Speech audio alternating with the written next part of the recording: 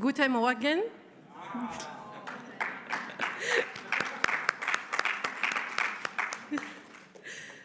Good morning, everyone, and welcome to the FEBA Annual Convention 2022. This event is held in presence in Berlin and also with the live streaming on our website.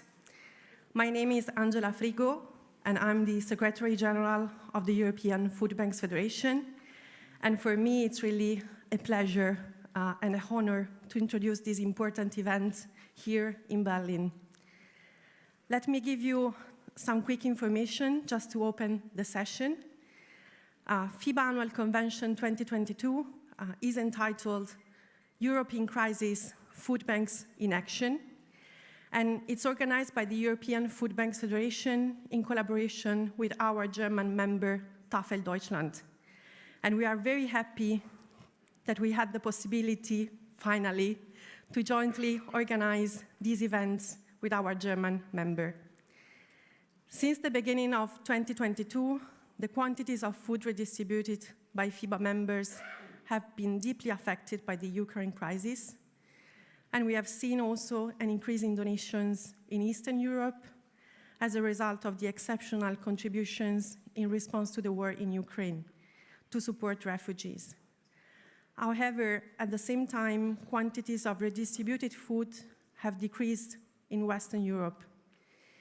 In addition to the war in Ukraine, the first half of 2022 was also deeply affected by COVID-19 and also some radical climatic and environmental changes, which have had a major impact on our food system and on the activity of the food banks.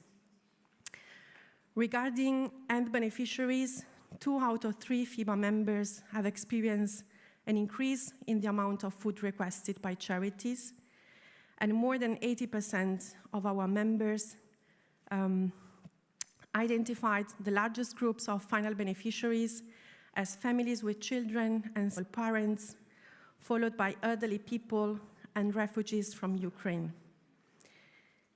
This is a difficult period for all of us, but FEBA members continue to work facing the challenge not just to prevent good surplus food from becoming waste, but also to ensure its safe delivery and redistribution to charities helping people in need.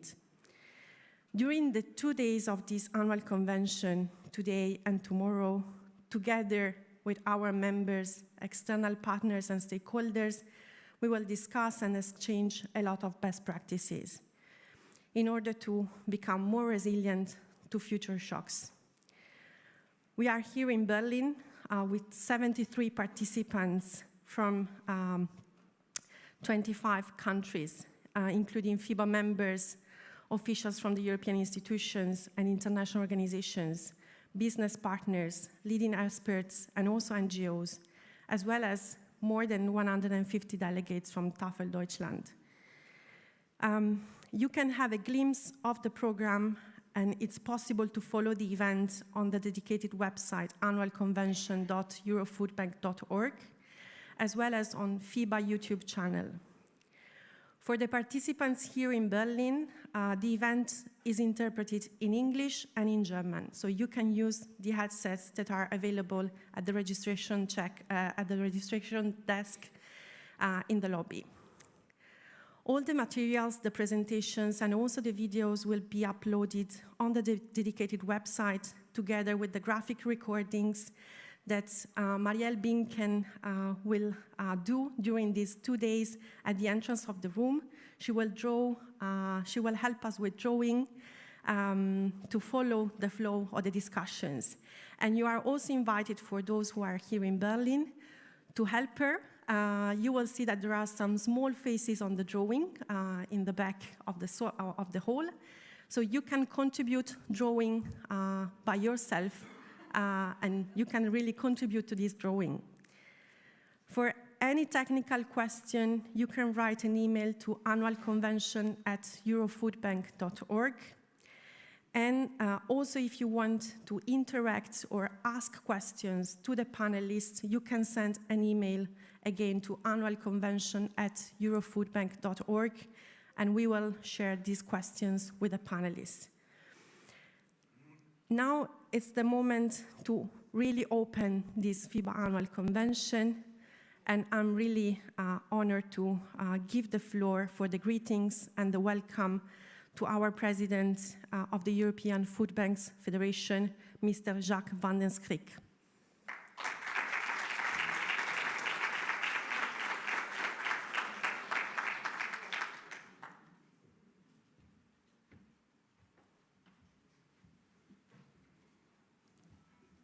Dear colleagues, dear friends, it's been a long time since we had the pleasure of meeting in person.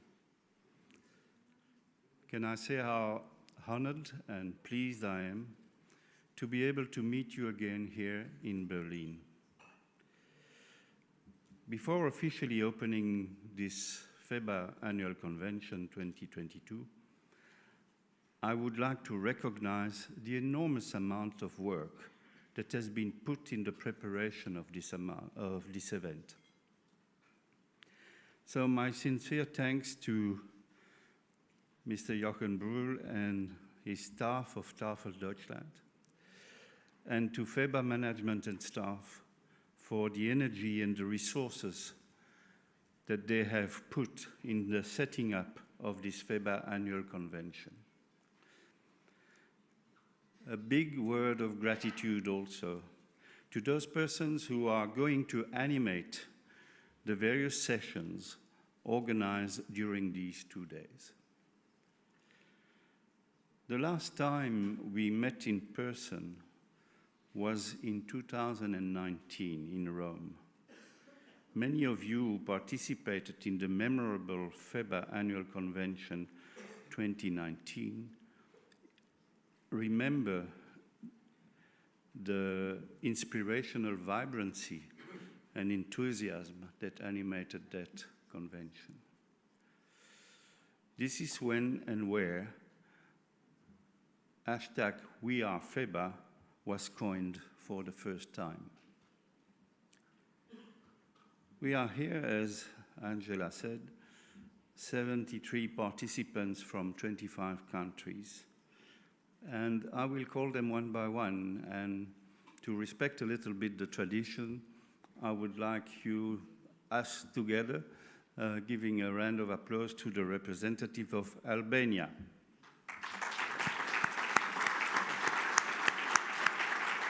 There at the back.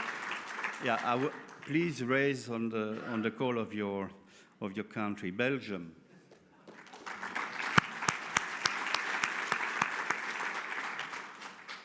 The Czech Republic.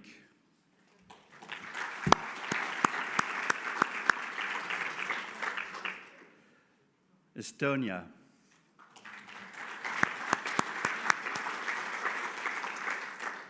France.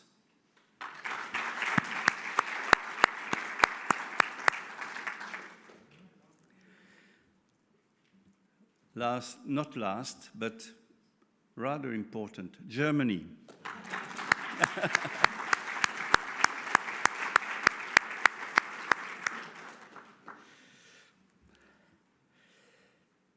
Greece.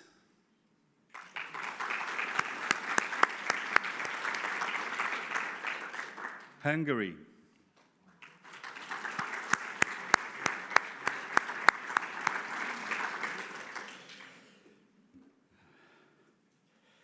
Ireland.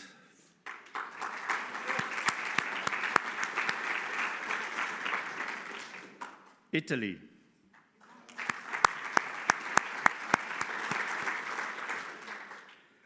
Luxembourg.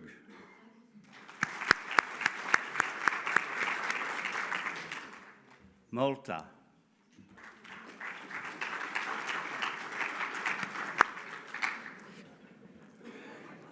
Moldova.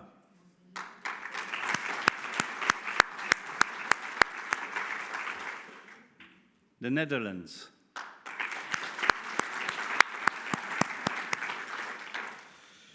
Norway.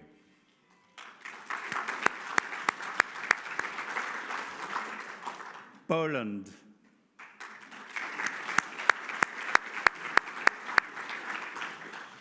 Romania.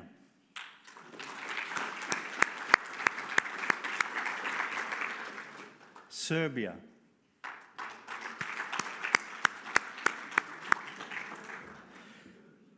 Slovakia.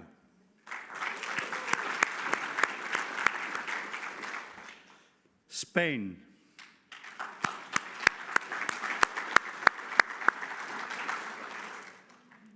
Sweden.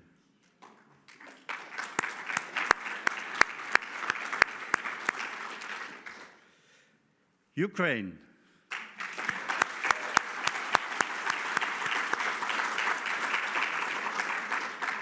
United Kingdom.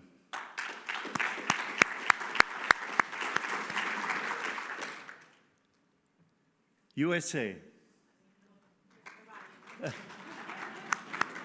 Welcome.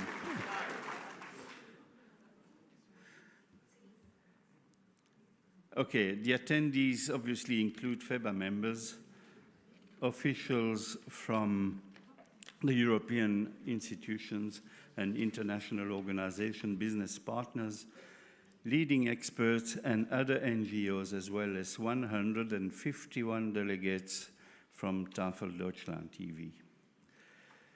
A big round of applause to all of you.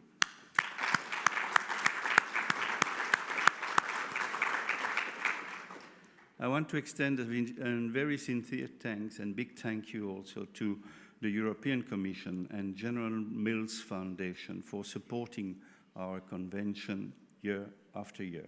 Thank you very much.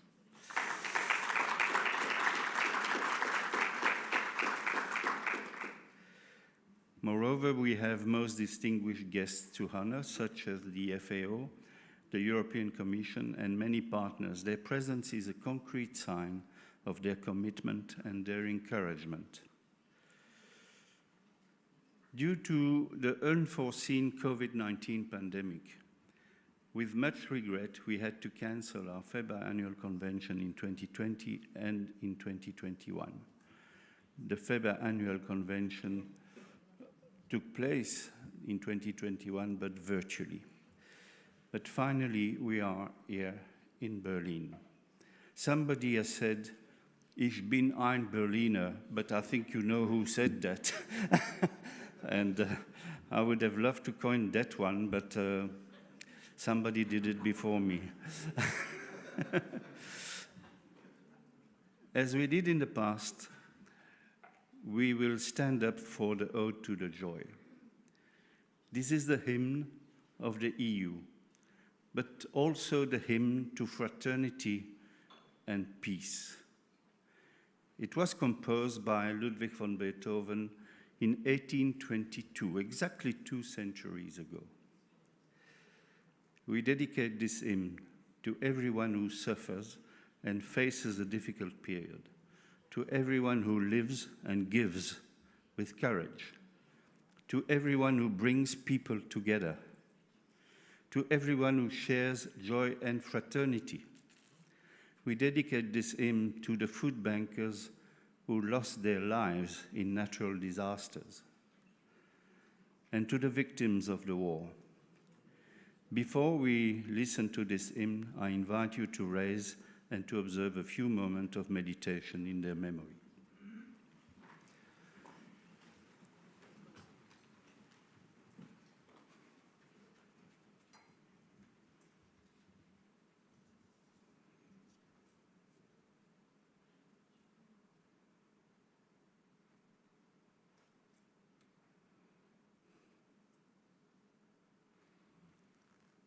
Thank you. We now listen to the hymn. You can raise again.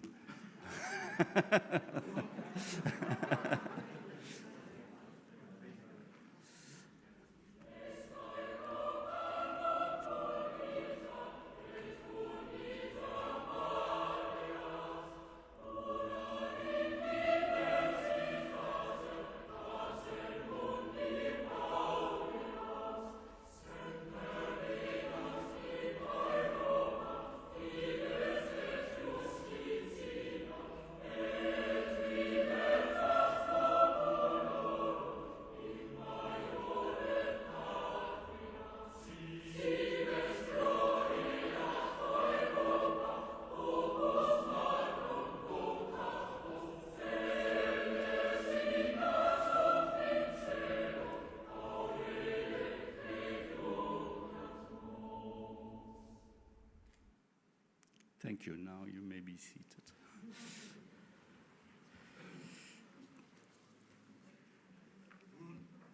FEBA Annual Convention 2022 has a theme that imposes itself immediately.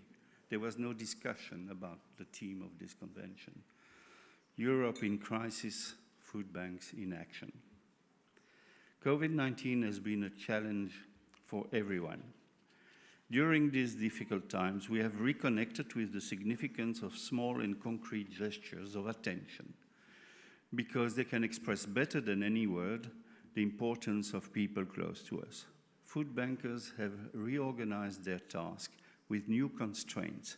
They have raised to the challenge, and the numbers of 2021 confirm their dedication and hard work. Climate change also had their impact on some of our members. Wildfires and floodings have negatively impacted food banks' activities. We have in mind the floods in Germany and Belgium, the fires in Greece, just to mention a few. These natural disasters, having a tendency to repeat themselves more and more, have prompted FEBA to create a special emergency fund to assist members in the case of natural disaster. The Russian invasion of Ukraine has been and is the biggest challenge faced by FEBA members in our history. Millions of persons have found refuge in neighboring countries, and many of them required immediate food assistance.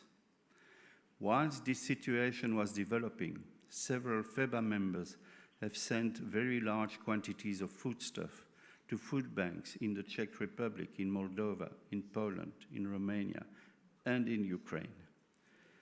Other FEBA members have preferred to support the #AllTogetherForUkraine campaign and transferred funds or facilitated the donation of food from the private sector. Our GFN partner have echoed our call for help, and through their good offices, significant funding has been collected or pledged. Other traditional partners of FEBA have generously contributed to this operation, which will empower FEBA to develop the food banking network in Ukraine and to supply as much food as possible to more than 10 million internally displaced persons, without forgetting those countries who presently are facing problems of food supply and increase in beneficiaries also in Ukrainian refugees. The events unfolding in Ukraine, together with the repercussion of the COVID-19 crisis and the natural disasters experienced lately, are coercing the population. Rising inflation, rising food prices, rising energy costs are putting unacceptable pressure on the household budgets, and every day charities are confronted with an increased amount for food.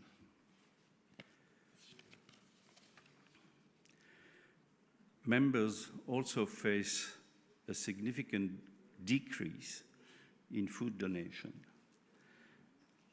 and may have to rely on purchased food to satisfy the demand.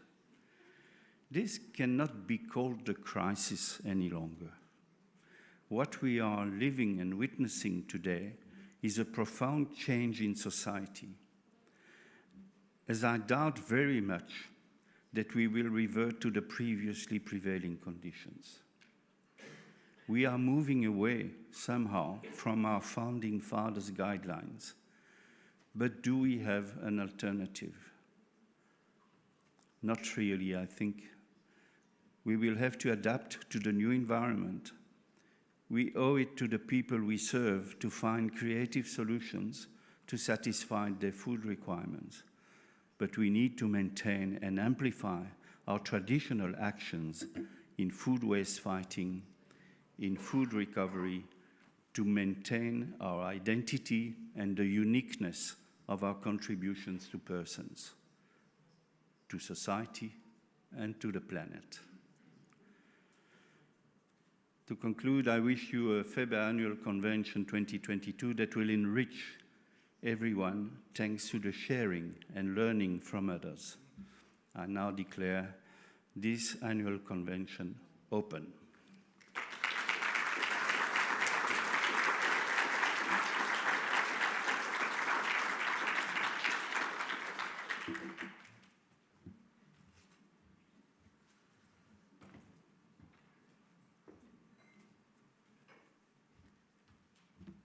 Thank you very much to our president. And now I'm really glad to give the floor to Joachim Bruhl, President of Tafel Deutschland.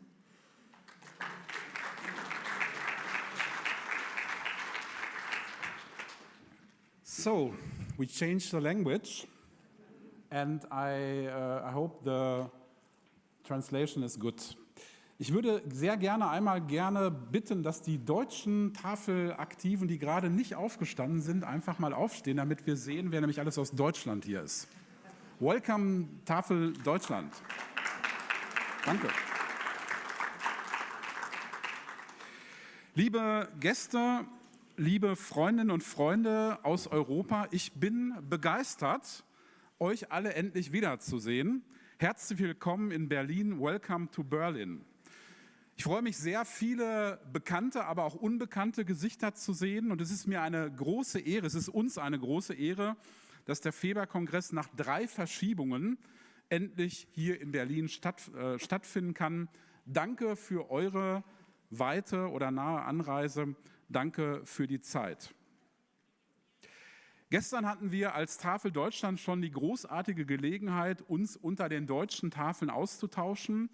Wir hatten gestern Abend die Gelegenheit, auch unsere Unterstützerinnen und Unterstützer zu ehren mit dem Tafelteller für besondere Unterstützungen für die Arbeit der Tafeln. Und heute freuen wir uns, 2 Tage lang Gastgeberin der europäischen Tafelfamilie zu sein. Für uns alle in Deutschland und auch in euren Ländern, in ganz Europa, waren die letzten Jahre extrem schwierig. Wir leben immer noch in einer Pandemie, das erleben wir jetzt bei den Tests, die wir auch immer noch machen müssen. Wir haben Naturkatastrophen wie Fluten und Waldbrände erlebt und überall in Europa erleben wir die Folgen dieses furchtbaren, unverständlichen Angriffskrieges in der Ukraine, leiden mit den Menschen vor Ort und wir selbst erleben Zeiten von Inflation und rasend steigenden Preisen, auch in unseren Tafeln und Foodbanks. Wir alle sind tief erschüttert über diesen unfassbaren Krieg mitten in Europa, über das unnötige menschliche Leiden, das dieser Krieg verursacht. Laut UN sind in den letzten 7 Monaten mehr als 13 Millionen Menschen aus der Ukraine geflüchtet, größtenteils in die direkten Nachbarländer. Aber wir dürfen auch die nicht vergessen, die auf der Flucht sind, die aus anderen Ländern kommen und auch weiterhin unsere Hilfe und Solidarität brauchen. Auch die wirtschaftlichen Folgen des Krieges sind überall in Europa, in jedem Land zu spüren. Regierungen sprechen jetzt schon über geplante Stromausfälle und Energieengpässe und versuchen kurzfristig alternative Energiequellen zu finden. Strom-, Gas- und Spritpreise sind in die Höhe geschnellt. Viele Menschen haben große Angst vor den kommenden Monaten, machen sich Sorgen, wie sie die gestiegenen Kosten decken sollen. Man schaut vermehrt auf die Tafeln und die Foodbanks, damit diese Krisen abfedern, auch wenn wir das nur punktuell können. Auch deshalb lautet das Motto dieses Kongresses Europe in Crisis, Foodbanks in Action. Tafeln und Foodbanks sind mittlerweile ein ganz wichtiger Teil unserer Gesellschaft hier in Deutschland, aber auch im Ausland. Tafeln und Foodbanks sind für viele gelebte Solidarität, auch jetzt gerade mit der Ukraine. Tafeln und Foodbanks sind großartige Beispiele dafür, was eine Zivilgesellschaft leisten kann, wenn Staaten und Regierungen zaudern und versagen.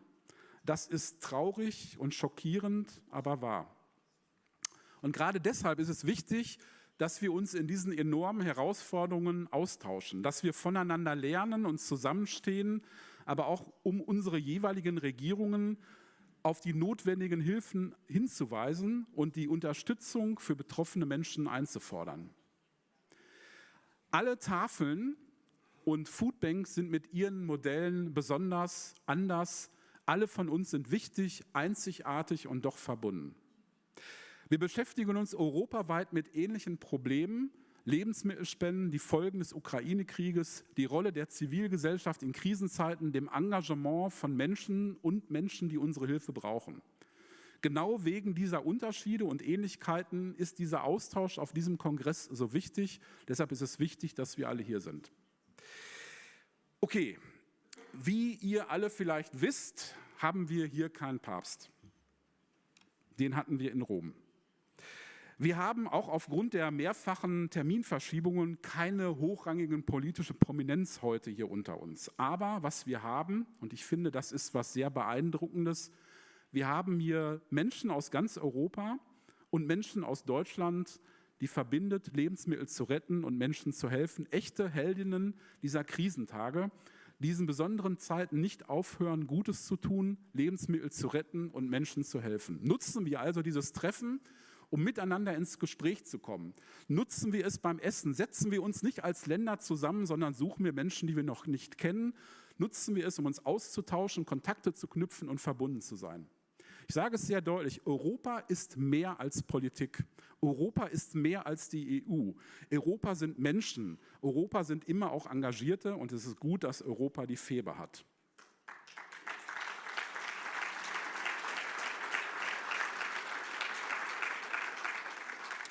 Ich möchte mich herzlich bedanken bei der FEBA, bei dem Büro aus Brüssel, bei Angela für die Durchführung dieses Kongresses. Ich möchte mich herzlich bedanken bei den Vorstandskolleginnen und Kollegen der FEBA, die auch gestern schon getagt haben und die mit ihren Delegationen heute angereist sind.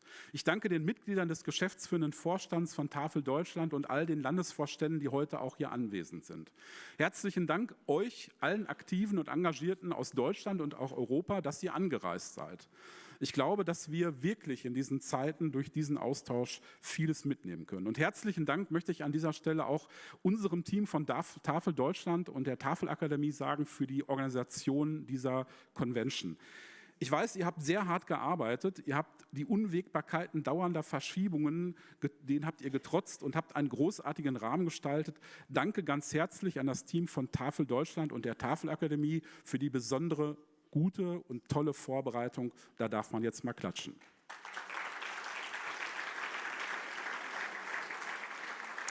Ich wünsche uns allen jetzt anregende und inspirierende, spannende Tage und ein frohes Miteinander. Welcome to Berlin. It's an honor to host you. Enjoy the convention. Welcome to Germany.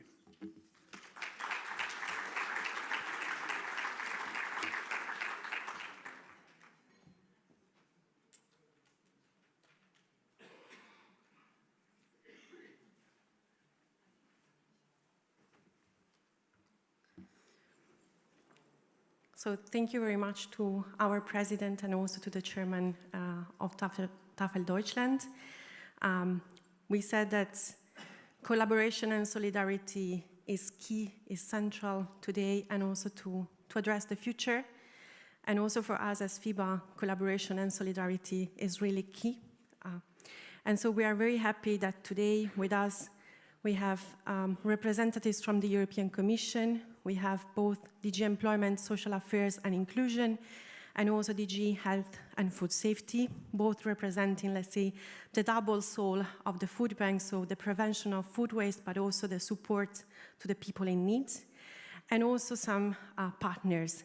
So in this, in the next panel, in the opening remarks, we will start with Ruth Parzerman, who is the director at DG Employment, Social Affairs and Inclusion of the European Commission. She is connected from Brussels, and if technology supports us, she should be able to start her speech.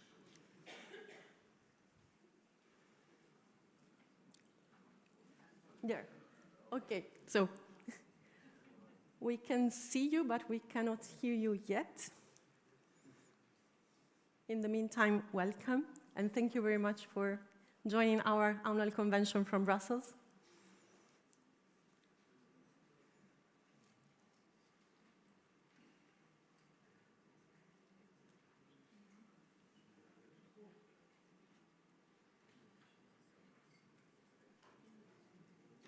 She disappeared. Okay, so while we are trying to fixing this technical problem, I'm very happy to give the floor to Jonathan Bennett, who is External Relations Director at General Mills. So General Mills is supporting the FEBA Annual Convention, and Jonathan is here with us today in Berlin. So thank you very much for being with us today, but also every day, and to support our activity. Thank you, Jonathan.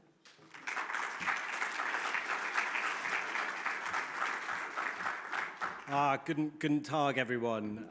That's Alice meiner Deutsch, I'm afraid. But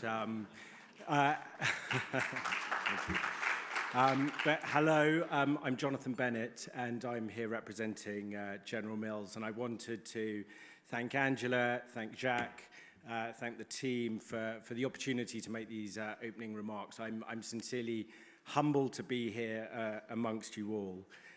So General Mills, a lot of people in Europe think General Mills makes cars. We don't. We're a food company. And we've been around some time. We've been around over 150 years. And I sincerely think that a culture of giving stretches back into our history. In the 19th century, there was an explosion at one of our flour mills in the US, and many people died. It was a terrible accident. The safety innovation that resulted from that accident was shared openly with our competitors. And so I think that speaks to who we are as a business and who we want to be. More recently, of course, our giving has been focused on food redistribution in Europe and food banking and addressing issues of hunger and food insecurity wherever they exist. That's through our support for Angela and FEBA.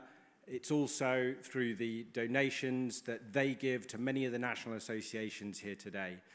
It's resulted in not only an increase in the amount of food we donate, but also specific projects in lots of the countries across Europe. I also truly believe that food means something more. And when I had the pleasure of visiting some of the projects that were supported by FareShare in the UK, I was really struck by the fact that food brings people together. Food is community. Food is about self-worth. So it's really, really important.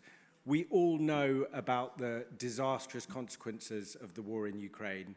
We all know about the economic pressures sweeping Europe and impacting on the poorest in society. What is clear is that our partnership, your work, has never been more important.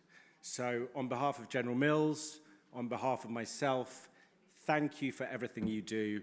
I hope you have a great conference. I'm sorry I can't be here longer. I genuinely have to get back to the UK to feed my children. But I really hope it's the start of turning the tide, positive partnerships, positive collaboration, and a reduction in the harms we see caused by food insecurity across the continent. So thank you.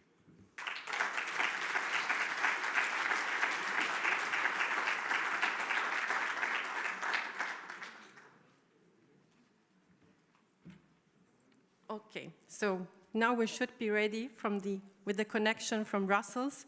So I give the floor again to Ms. Ruth Pazerman, who is Director at DG Employment, Social Affairs and Inclusion of the European Commission. So fingers crossed. Good morning, can you hear me? Okay, great. Okay, thank you very much. The floor is yours. Okay, thanks a lot. Thanks a lot. It's really a pleasure for me to be here. It's really a pleasure for me to be here, and I'm sorry actually that I'm not there, that I cannot participate. I really could not come these days to Berlin because I really regret it.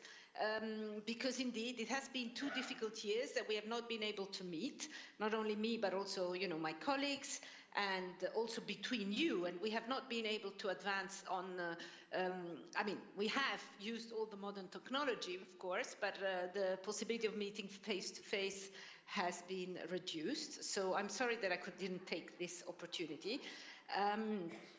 I just want to say that also we had a community of practice on organized at the level of the European Commission for FEAD, so the fund for the most aid to the most deprived, which is what I will talk about mostly. And we will relaunch this community of practice at the beginning of next year.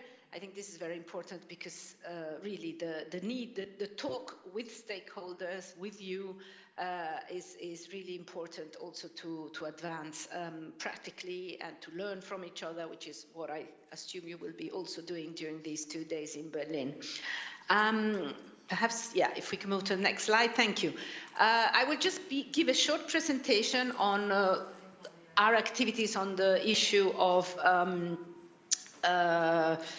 the Fund for the Most Deprived in the previous programming period, which was 2014-2020, but sort of spilled over also 21 and 22 given the COVID crisis. And then I will talk about the new regulation.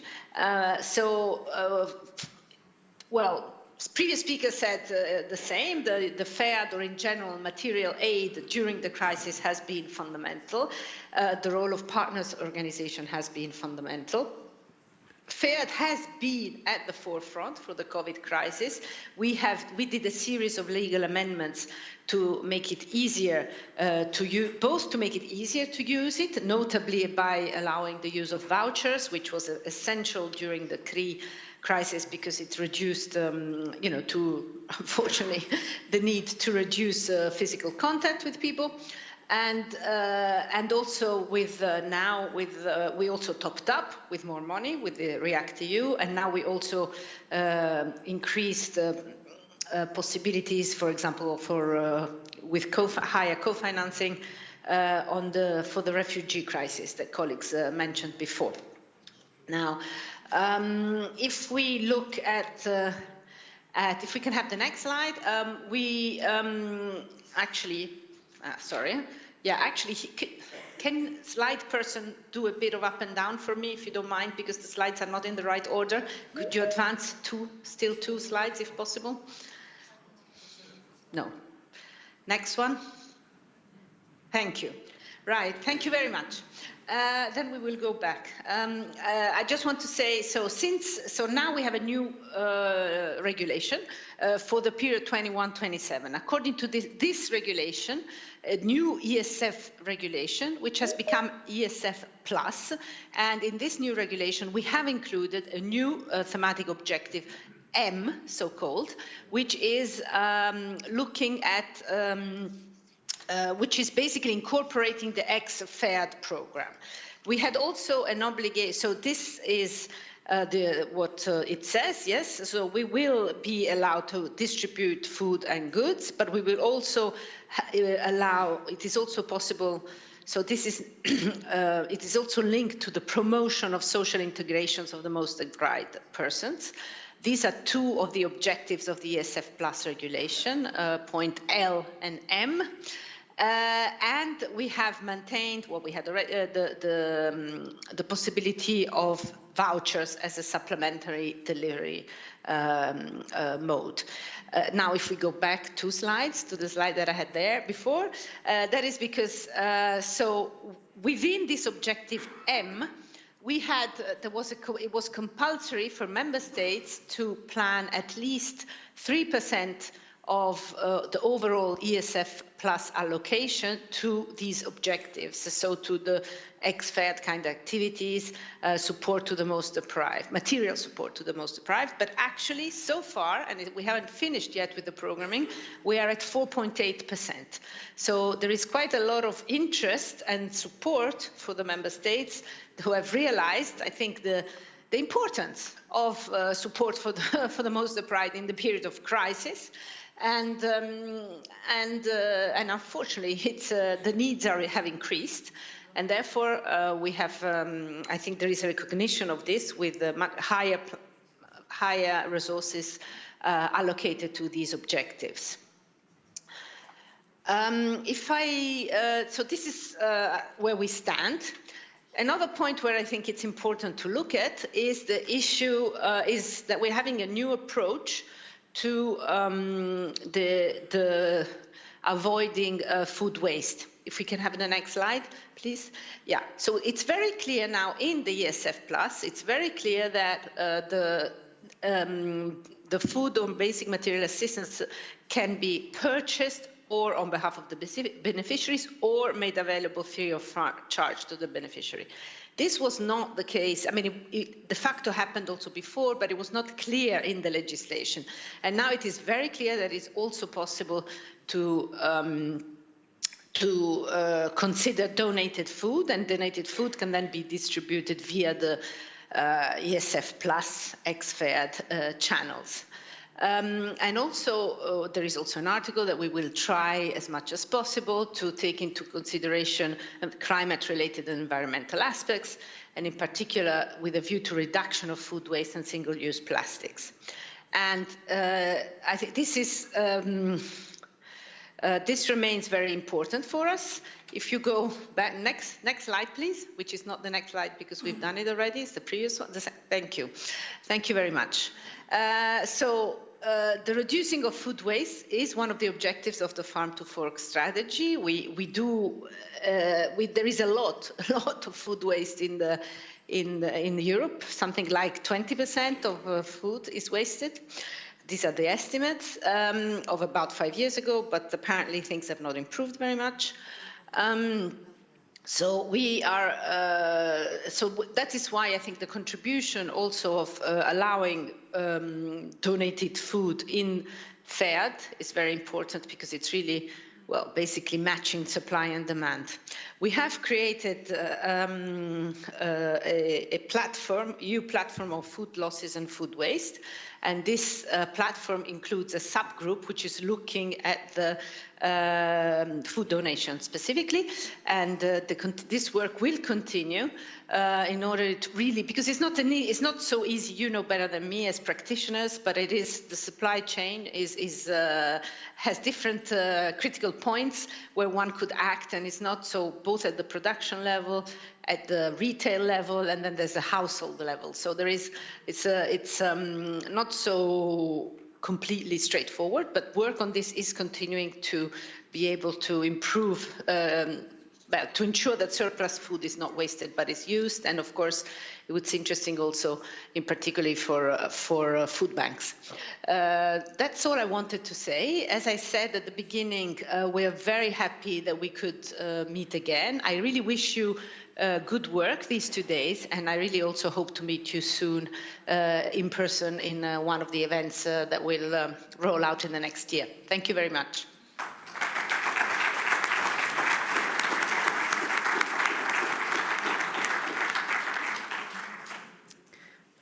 So, dear Mrs. Pazerman, thank you very much for, again, for joining our annual convention from Brussels, and thank you for sharing the last updates about the new ESF Plus, and also for making the link between the material assistance support and the food waste prevention, and the possibility to use the ESF Plus to cover the cost for food donation.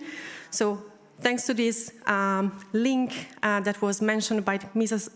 Pazerman, it's really a pleasure for me to give the floor to Mrs. Alexandra Nicolakopoulos, who is head of unit at DG Health and Food Safety, European Commission. So she works in the unit which is responsible for the Farm to Fork strategy, and they are focusing and putting a lot of efforts on the EU platform for food losses and food waste, and the subgroup on food donation. So I think that it's a perfect fil rouge from the support to the most deprived to the prevention and the fight against food waste.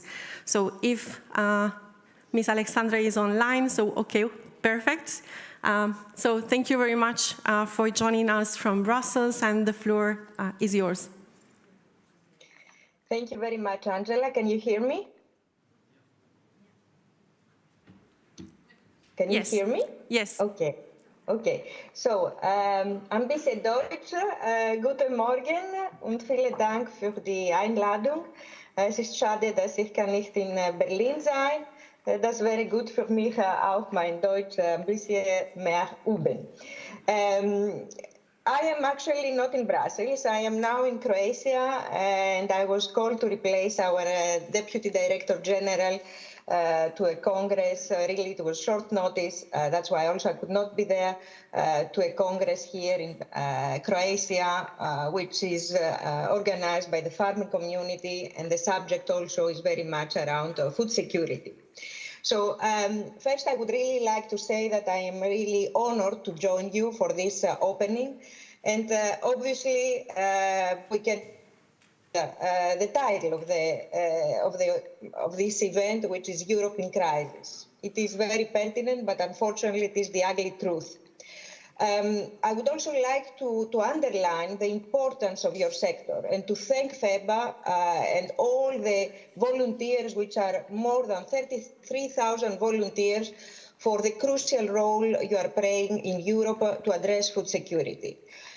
Because of your active partnerships with actors in the food value chain, your work ensures every day that surplus food that might otherwise be wasted is made available to people who need it the most. Now, we had COVID-19 in the past years. This was already a big challenge. Unfortunately, this year we have war on the European soil. With the Russian invasion and the unwanted presence of Russians in Ukraine.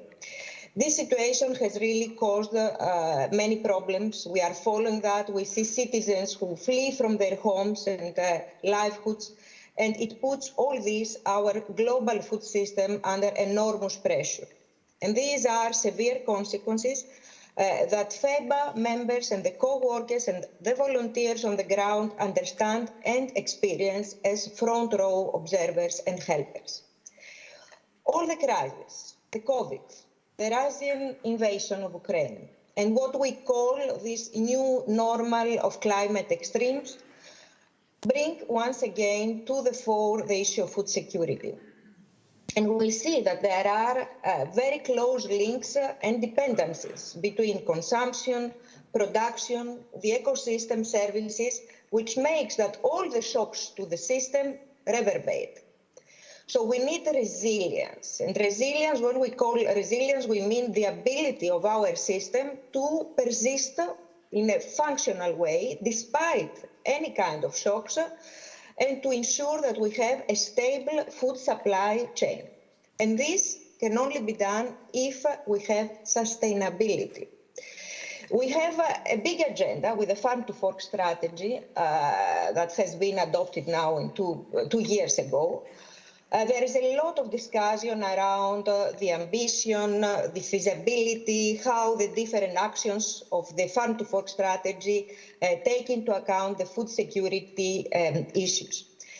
First of all, I would like to say that we strongly believe that the initiatives of this farm-to-fork strategy are still very relevant and are even more vital now and for this and for the next generation. I would like to mention today in particular two legislative proposals on which the Commission is working. One is a legislative framework for a union sustainable food system.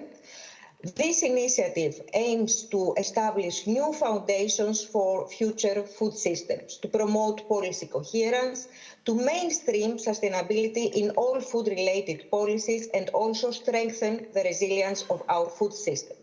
The challenges that we are facing, they are multiple and complex, and we need a systemic approach, and this systemic approach cannot be achieved if we continue to work in a piecemeal manner. Therefore, we need a framework that will underpin with principles of sustainability the way we deliver policy in the future.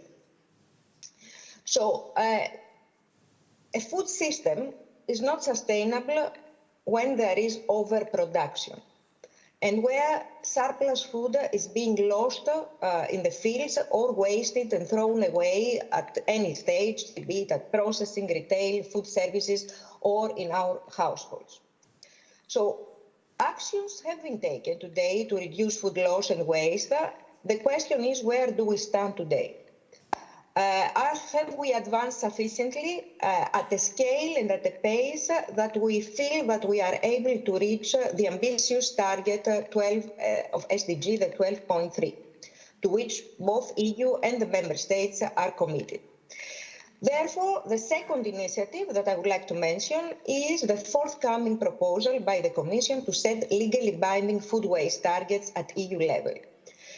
We are going to base ourselves on Member States' data, on detailed modelling exercises, and we are carrying now out an impact assessment to support this legislative proposal, which is foreseen for adoption by the end of second quarter of 2023.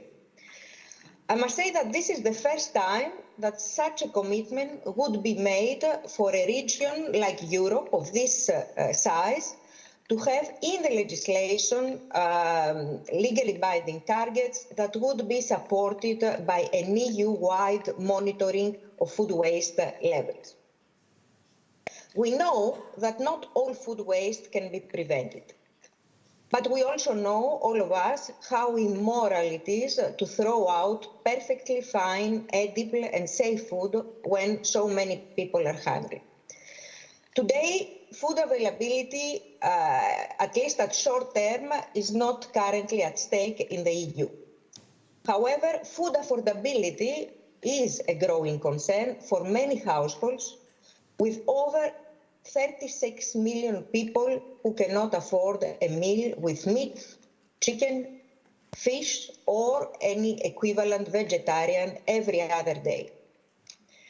And this concern is reflected in what you have just mentioned at the beginning of your intervention, Angela, the growing demand for food donation, which is registered by FEBA and its members.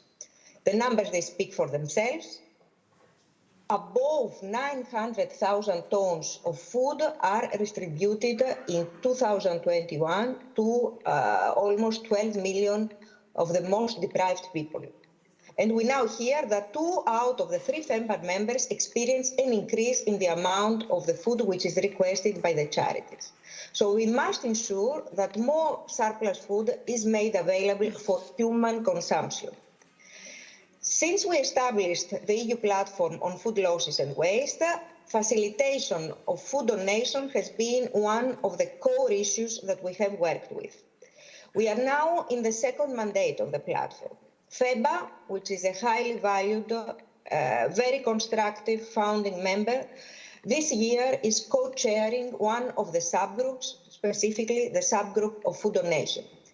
This subgroup aims to support the Commission and also all the players to identify and prioritize actions to facilitate food donation practices which are safe and overcome identified barriers. So we have already started this exercise and we need to continue to do so. Already we have a meeting planned on the 8th of November, which is kindly hosted by FEBA in Brussels. And at this meeting, members of FEBA and of the subgroup will work together and collaborate on what we want to see, a new deliverable of the platform, which will be to assess the current situation regarding food donation in the EU. So we will look again both at the opportunities to facilitate safe food donation, but also the barriers which we still need to address. We should also keep in mind that in the context of the wider discussion on food security, food waste has been identified as one of the major drivers to food security. So I believe that the work that we have been carrying and we will continue to carry out in the EU platform provides a unique opportunity for dialogue and exchange of best practices and solutions. So I would like to conclude by thanking you all again very much for your commitment, the dedication and really the hard work that you have been carrying out also in period of crisis, major crisis, to save precious food and ensure that it reaches those who need it most. So thanks to FEBA and also to the partnerships with key players with public and private in the public and private sector, I believe that we have many challenges ahead and together, all of us, we can build a fair and sustainable food system. So thanks a lot and I wish you a fruitful convention. Thank you.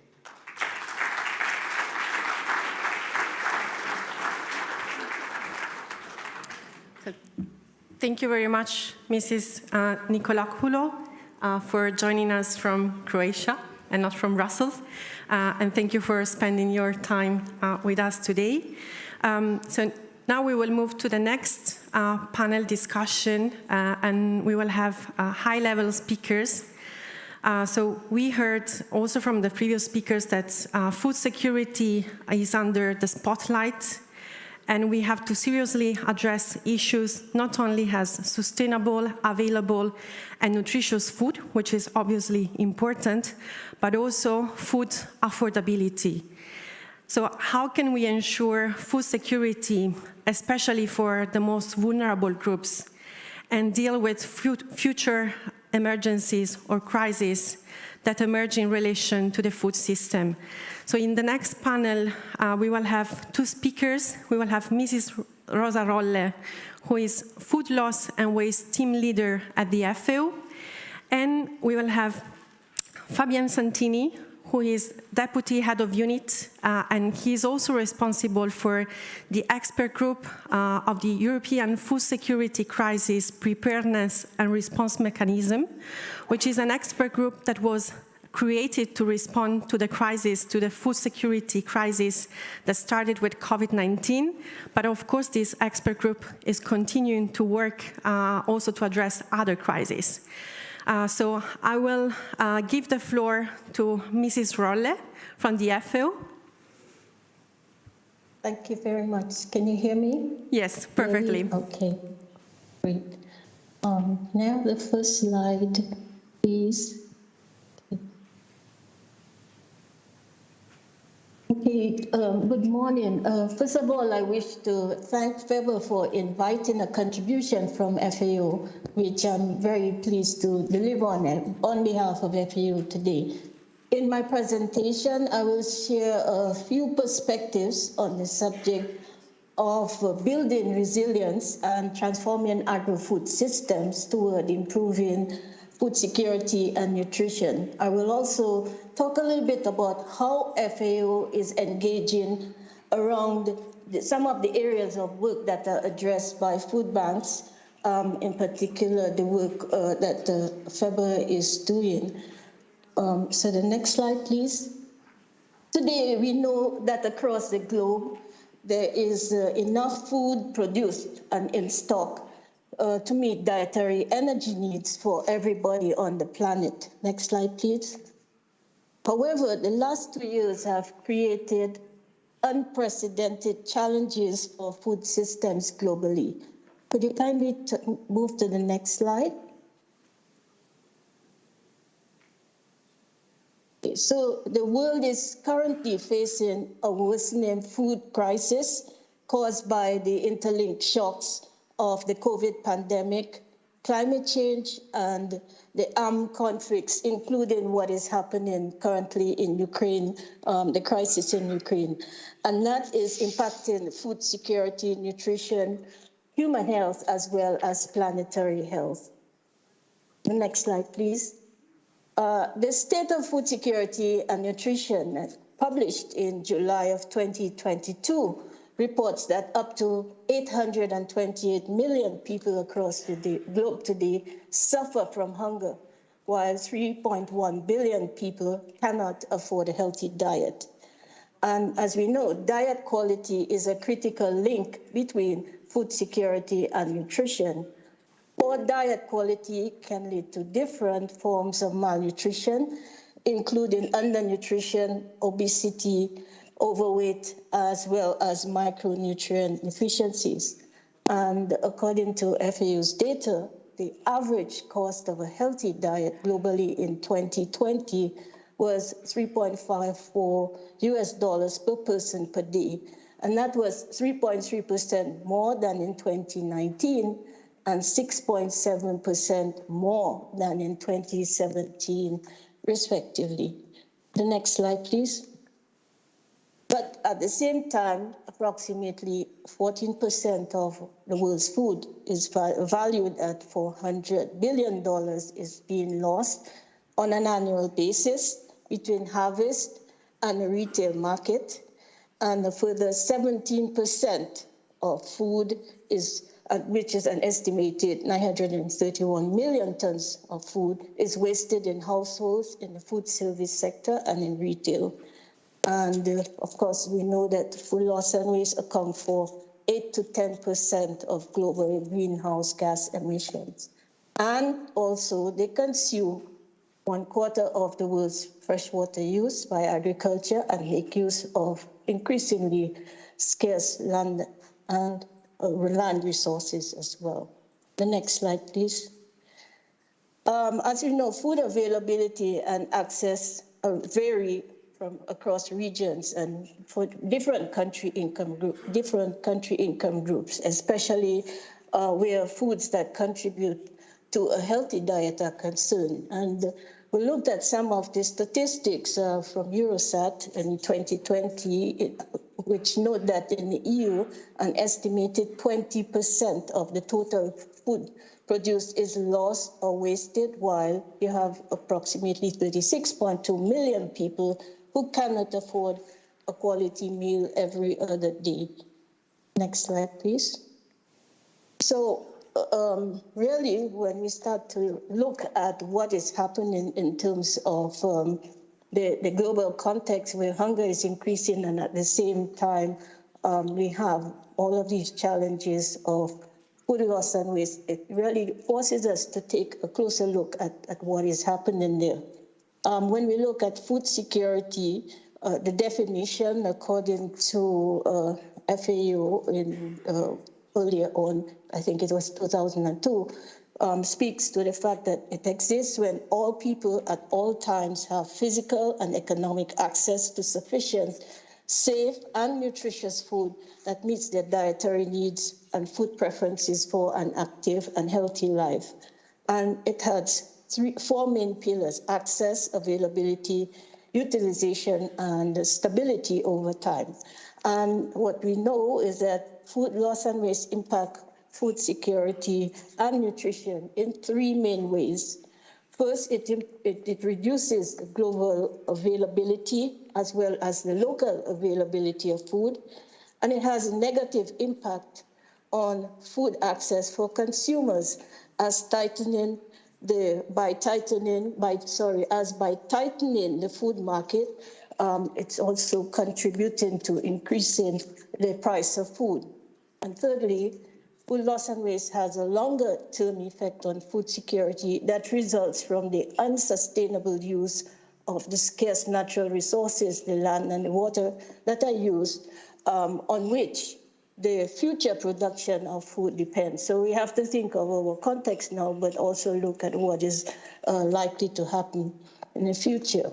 Where utilization is concerned, the quality and nutrient losses along food supply chains also affect food and nutrition security. Can I have the next slide, please? And also, as I have highlighted, food loss and waste is a major contributor to greenhouse gas emissions. Greenhouse gases are generated at every step of the food supply chain, from production to handling, transportation, storage, distribution, regardless of whether that food produced is consumed or not. And that leaves, of course, a significant carbon footprint. In particular, the rotting of food waste in landfills adds considerably to greenhouse gas emissions each year, producing around 49 million tons of methane globally. And so we have to work toward moving that food, diverting that food away from those landfills and making use of it for what it was intended to do, to be consumed by humans. And that's one of the things that's been very effectively supported and facilitated by food banks. Sorry, next slide, please. Greenhouse gases contribute to an unstable climate prone to drastic environmental change and extreme weather events. And we ourselves have actually witnessed some of that this summer. Climate change is also increasingly affecting our food supplies by its impacts on food production, as well as in some cases, there's already research to show that it's affecting the nutritional quality of food. Environmental disruptions caused by climate change, droughts, floods, the extreme temperatures, they can disrupt food supply chain resilience and also impact consumption through shifts in the availability, the affordability, and the acceptability of food. Higher food prices that often result from these disruptions can have important implications for nutrition because limiting the food purchasing power and leading to shifts in dietary intake from nutritious foods to other cheaper, highly processed foods that impact dietary intake. Next slide, please. Now here you see a graphic of the placement of countries based on the level of economic access to a healthy diet. There's a lot going on this slide, but what I would like to highlight here is if you look at the horizontal axis, we're looking at the share of the population in a country who cannot afford a healthy diet. And then we look at the vertical axis is the share of the population at a risk of not being able to afford one.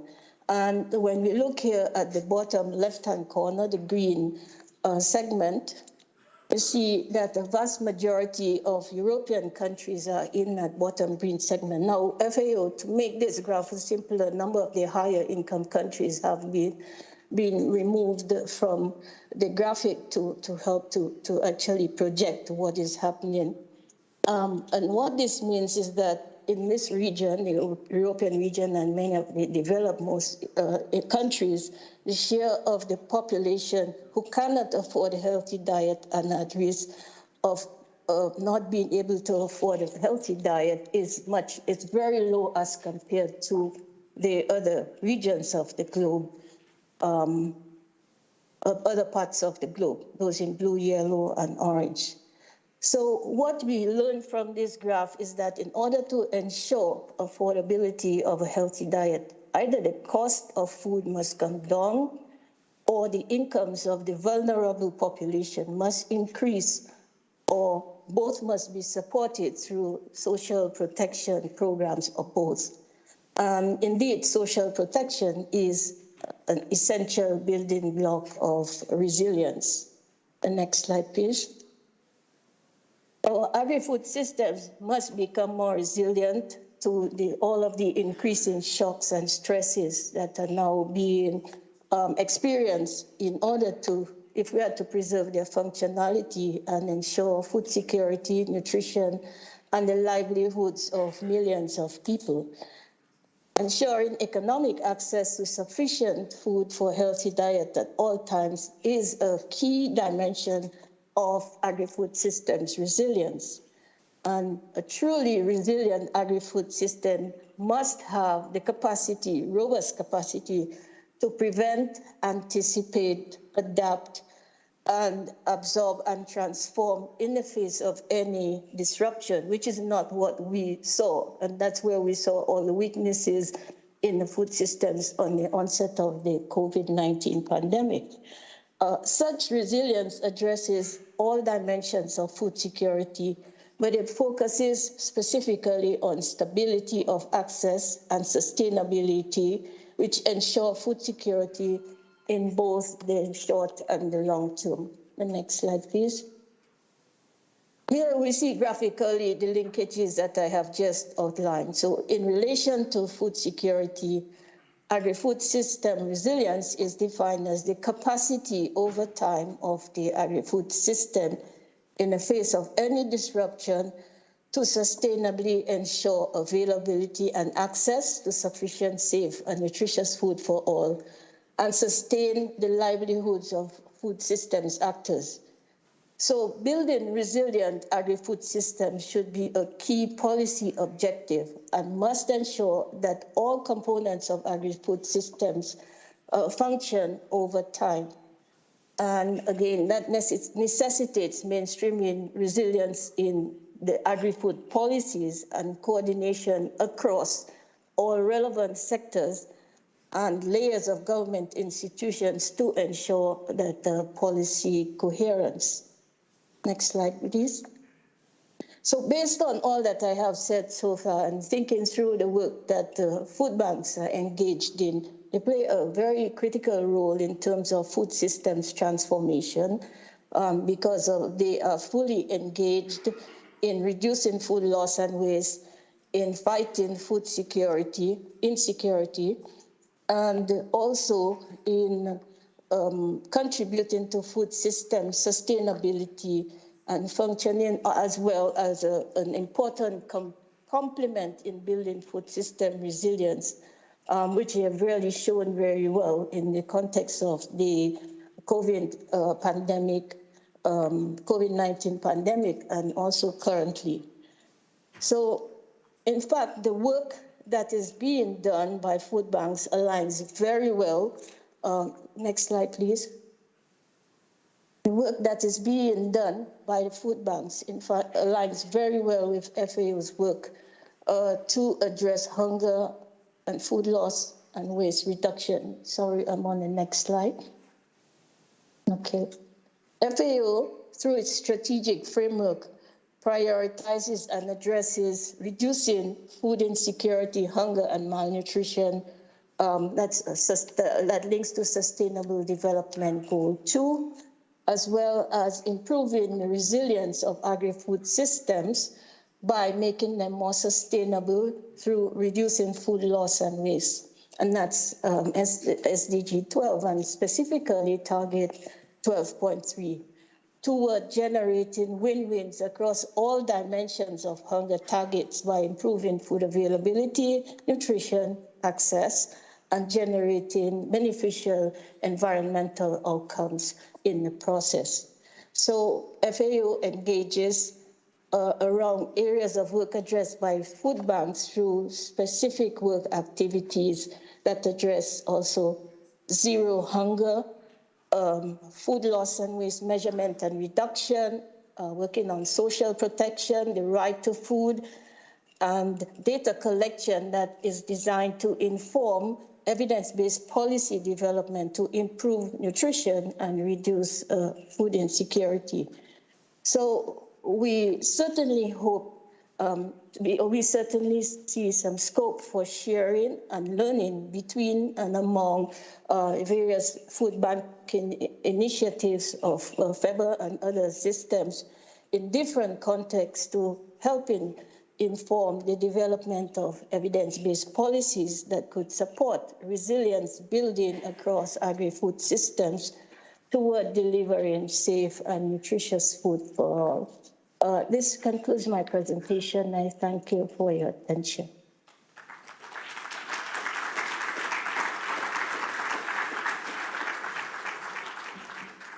Thank you very much, Mrs. Rolle, for sharing with us this global overview and for adding food for thought to our discussions today and also tomorrow.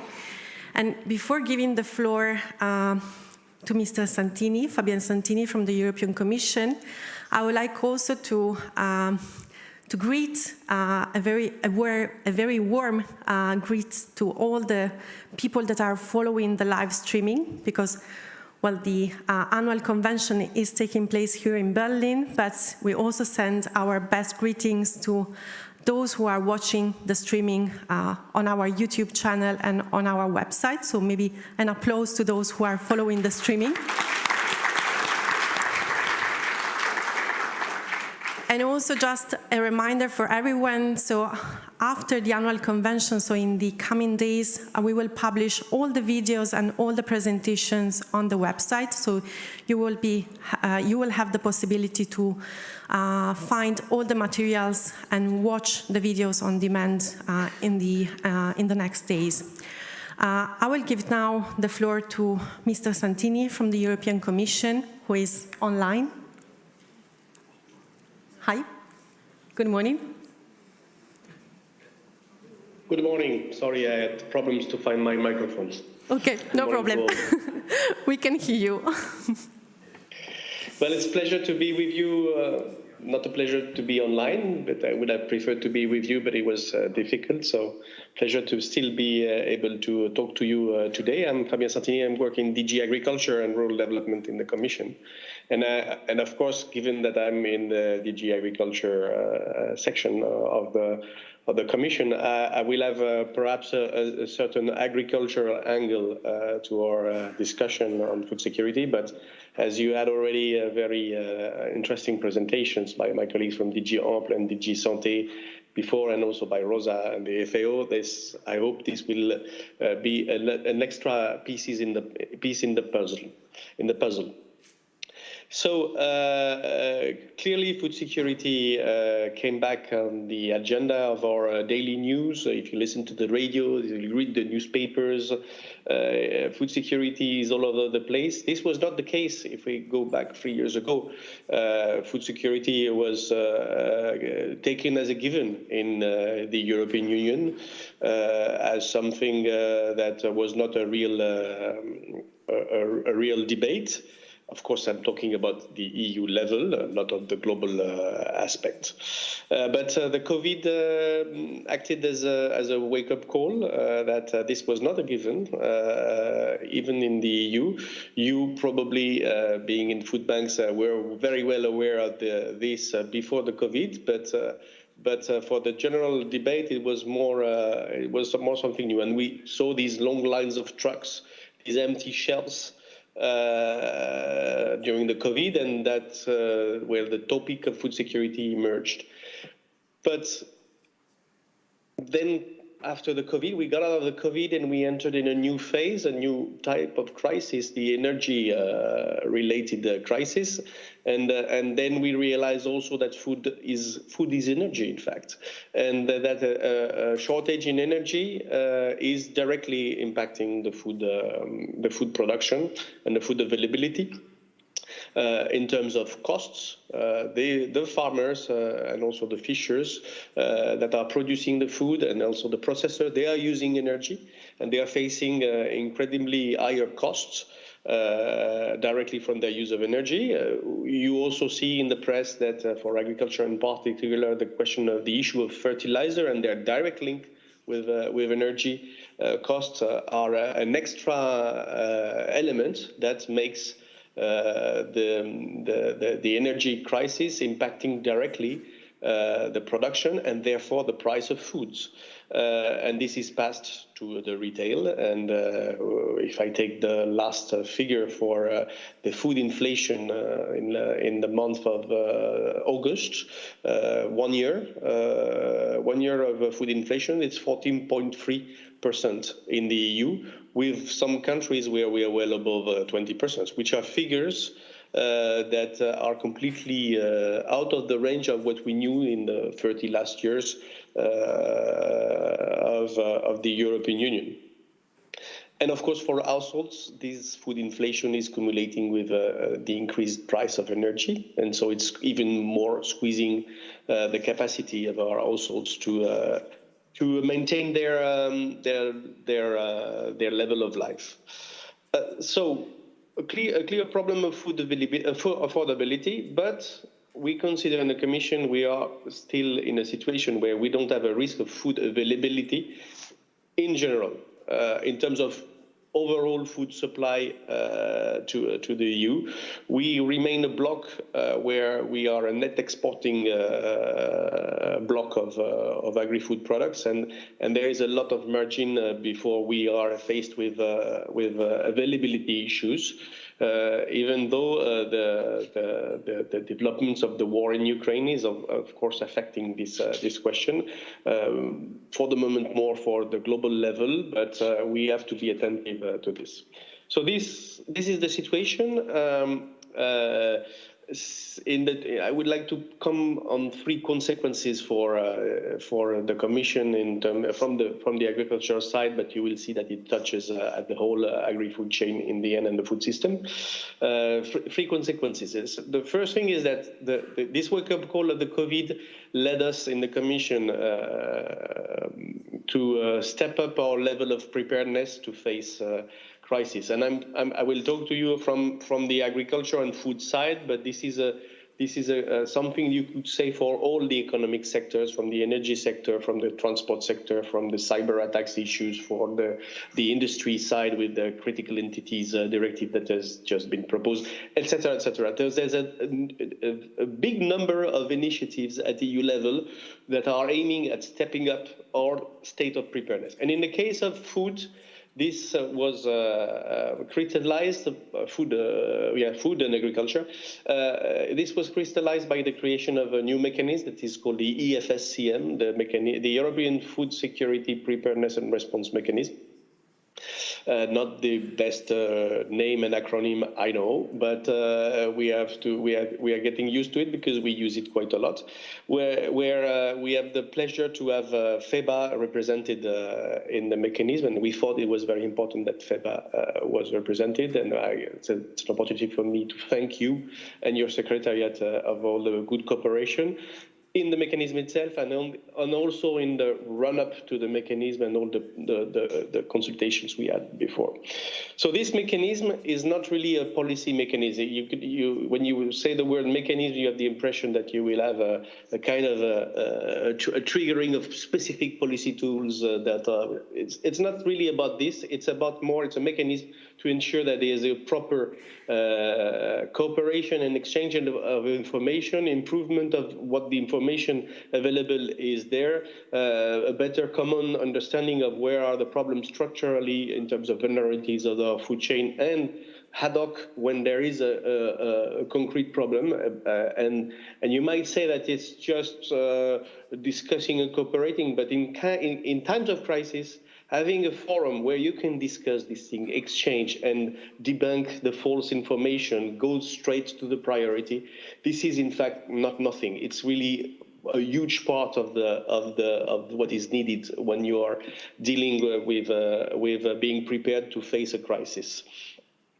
And when it comes to policy tools that would be enacted, in fact, this mechanism is more providing the information needed and the degree of consensus and common knowledge and understanding of what should be done to the real policymakers that will then be the ones that are in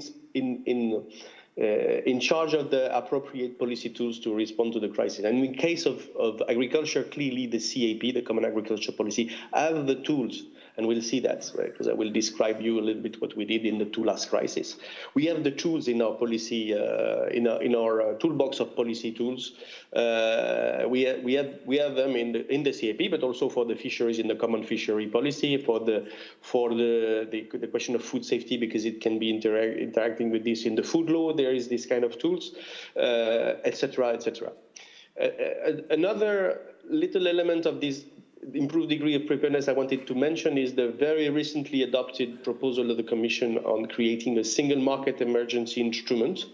This is a tool that is not specific for the agri-food chains, but it's a tool that is, and in this case, it's an instrument that adds a little bit of political new measures that would help the Commission and the European Union in general be able to react quickly to crises that would threaten the functioning of the single market, which is one of the important elements of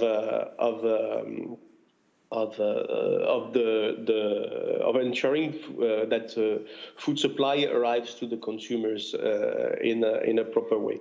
So an instrument that will be debated now at Council and Parliament level to be followed, and that has the potential to make us better prepared and make us able to react more quickly than what we did during COVID. Although I'm personally completely impressed of how fast the stakeholders, the member states and the Commission reacted to the COVID situation. When it comes to food, we have shown that all together we were able to face this situation.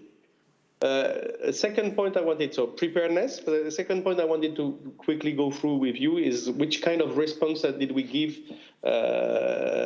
which kind of political response we gave to these successive crises, more or less interlinked, the COVID and then the energy crisis aggravated by the war in Ukraine. what are the response we gave? At the COVID, you remember, and I'd say I'm still impressed by ourselves collectively, how we reacted. You might remember that like it's a matter of 10 days after we started to be confined in all our member states, beginning of March, that the recommendation was taken by the Commission to have some green lanes, and that it was adopted by the member states, implemented. And these lines of trucks, after 2 or 3 weeks, were not a problem anymore. Well, not a problem. There were still a lot of difficulties, but we faced together. So there was these kind of very strong reactions, and I wanted to mention them, that show that all these elements, the green lanes in particular, and all these elements that went out, that ensured the continuity of working of the single market, were very important for the supply of food at available costs at affordable costs to our consumers. Why? Because we want it or we don't want it, but the food chain is very complex and intricate. It's one of the key message we got from the COVID is that you cannot reason only farming, a trade, a supermarket. No, you have to add the fertilizer producers, you have to add the packaging material producers, you have to add the truck drivers, you have to add the people who had to cross the borders to go to work in a company or in a retail. All this is a very complex thing. And in fact, the first debates we had on the green lanes, for example, was that we should prioritize certain sectors in these green lanes. In fact, it's impossible, and we renounced to this, because if you start to touch one of the other parts, you will have induced effects in the rest of the agri-food chain. So it's very important to keep in mind that we have a very interdependent and complex but performing agri-food chain that we need to protect. And if I come now to the response we are giving to the energy crisis, and this is really compiled a lot in the communication on food security we issued on the 23rd of March in the Commission, where you have a list of short-term and more longer-term actions, and I will go through the short-term right now to give you a sense of where we are trying to find the leverages to mitigate and alleviate the impact of this crisis on our citizens and our farmers. First, help the farmers, help the fishers, help the primary producers, because they are the ones who are at the starting point of the food chain. They are producing. So they are facing a situation where their costs are exploding because of the increase of energy price right now. And so we have dedicated for them a specific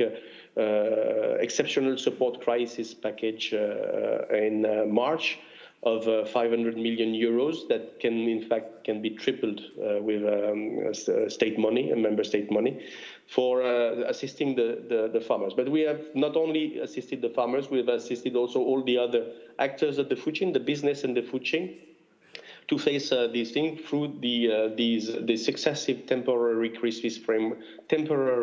framework for state aids. First the COVID one, and then the one we call the TCF, the temporary crisis framework, the one dealing with the energy, which has been reviewed and in fact will be reviewed in the coming days again, and improves to help the member states find the ways to support the business, so that we keep on rolling the activity of our agri-food chains and others.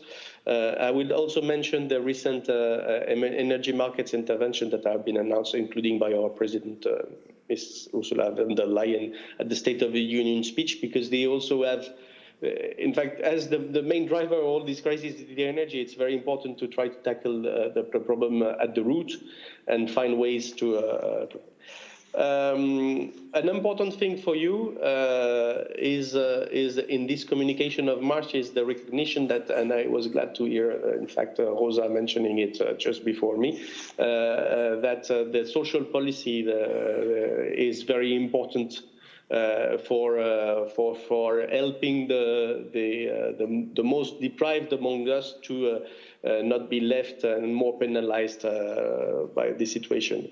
So it's a general reflection on the social policy, but there is also a lot of flexibilities and funding that were arranged, and the FEA, the possibility to use the REACT-EU funds, etc., etc. In our area of agriculture, the school schemes were redirected to take into account, in particular, for example, the influx of refugees that were used.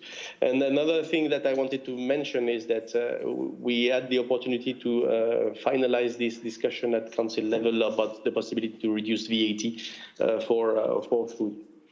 This is for the short term, the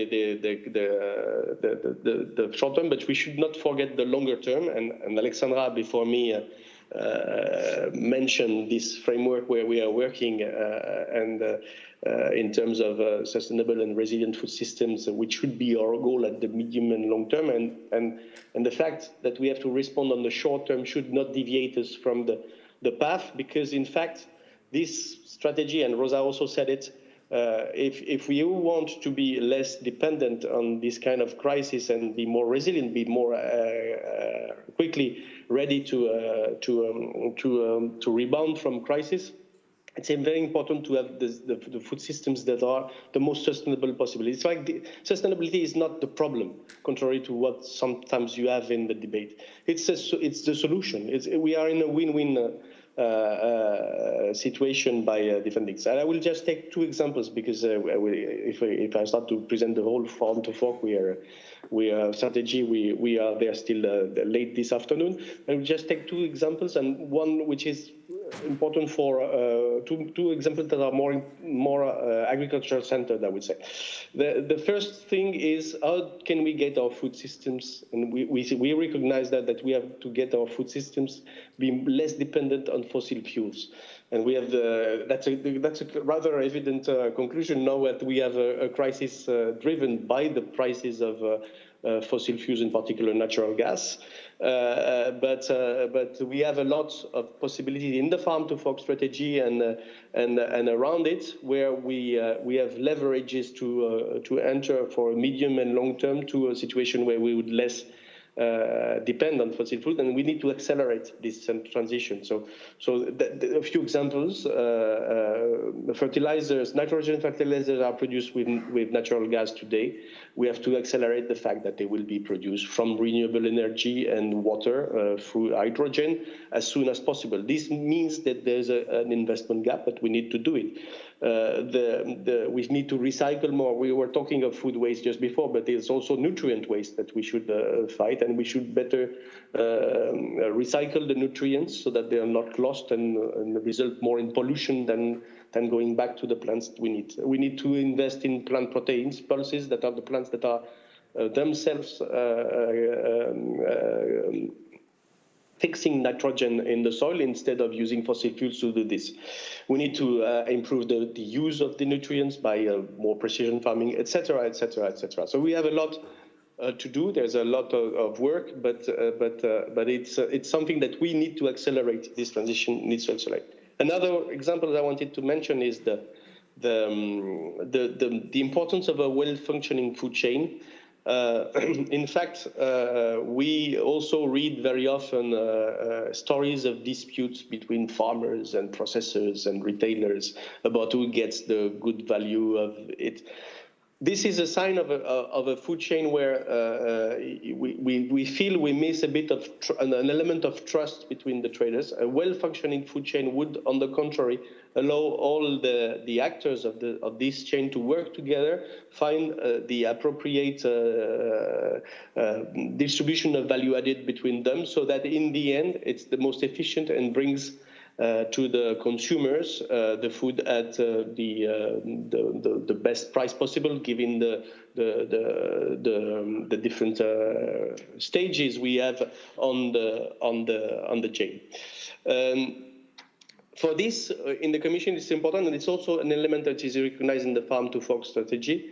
We have invested a lot in producer organization and derogations to competition rules. In particular, we have a new derogation that is going to enter, allowing farmers and other actors of the food chain to agree together when it comes to sustainability objectives. We have invested a lot in market transparency, because actors need to know where we are going to better trust in the investment and production decision that they will take, so that in the end we have this better and more efficient food chain. And we have also adopted an unfair trading practices directive 2 years ago, and it's starting to be implemented so that we, again, it's an element to, by prohibiting some obviously unfair practices, we aim at improving the degree of trust in this food chain that would allow that it works better and delivers better for our consumers and for the overall citizens of the EU. So I will stop there. As you see, we have a crisis. We're in a crisis. We are better prepared. We try to respond to what is needed on the short term, but on the longer term, we should not waste this crisis to delay what we should do. There is a lot to do still to improve our food systems and their sustainability and resilience, and so let's go to work. Thank you.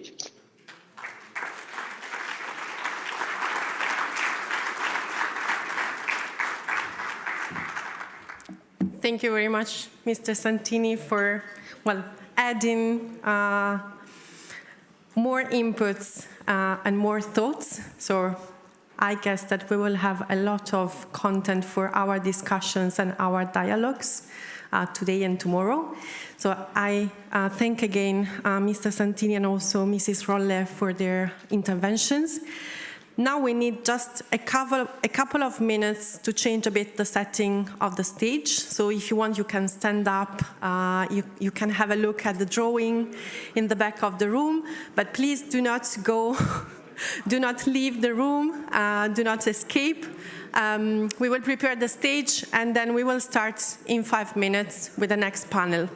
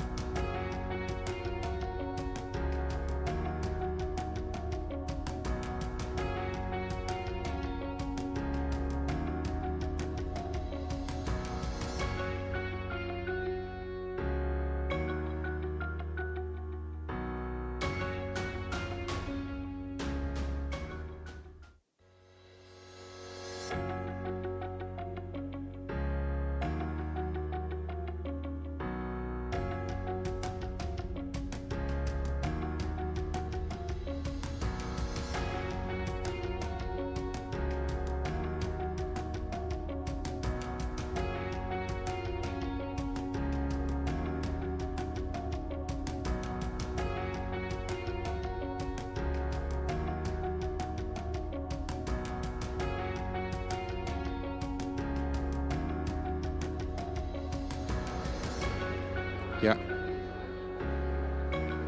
Okay, 1, 2, 3, yeah.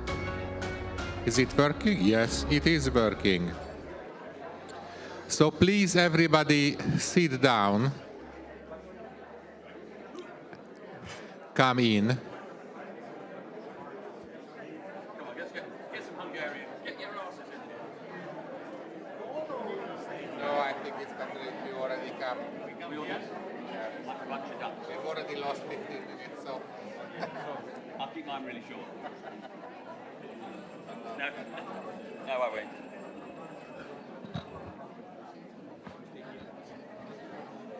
The only German I know is Raus.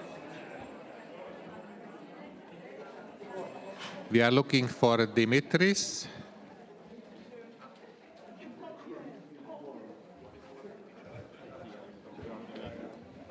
Good. Please take a seat.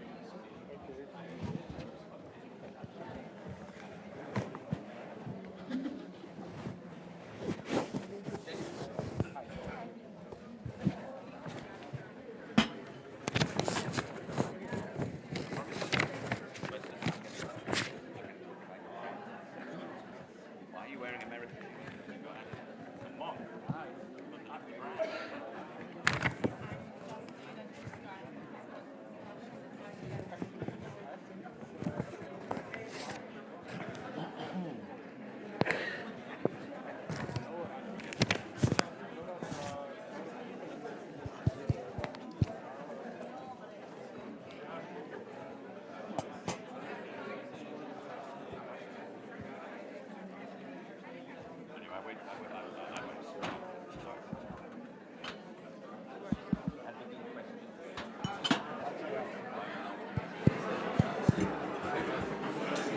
Hello. Okay, perfect.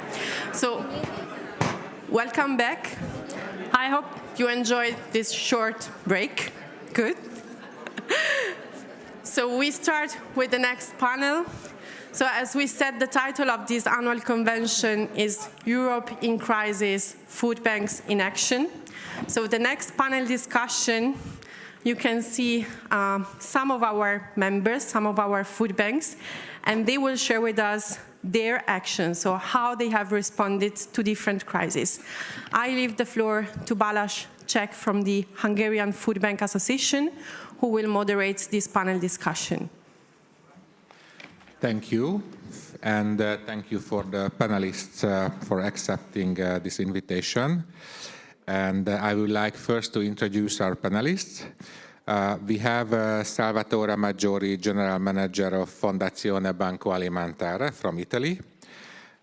We have Nadia Borishenko from the Kyiv City Charity Foundation Food Bank from the Ukraine. We have Dimitris Nantas, General Manager of the Greek Food Bank. We have Johan Brühl, Chairman of the Tafel Deutschland. And we have Lindsay Boswell, CEO, Fair Share United Kingdom. And all our panelists will have a short presentation about some crisis situation. Originally, we planned to have 7 minutes, but we had a crisis break, so you only have 2 minutes. But it was just a joke. We got from the organizers 45 minutes. We will just have late lunch. So first, I would like to give the floor to Salvatore and speak about the COVID crisis.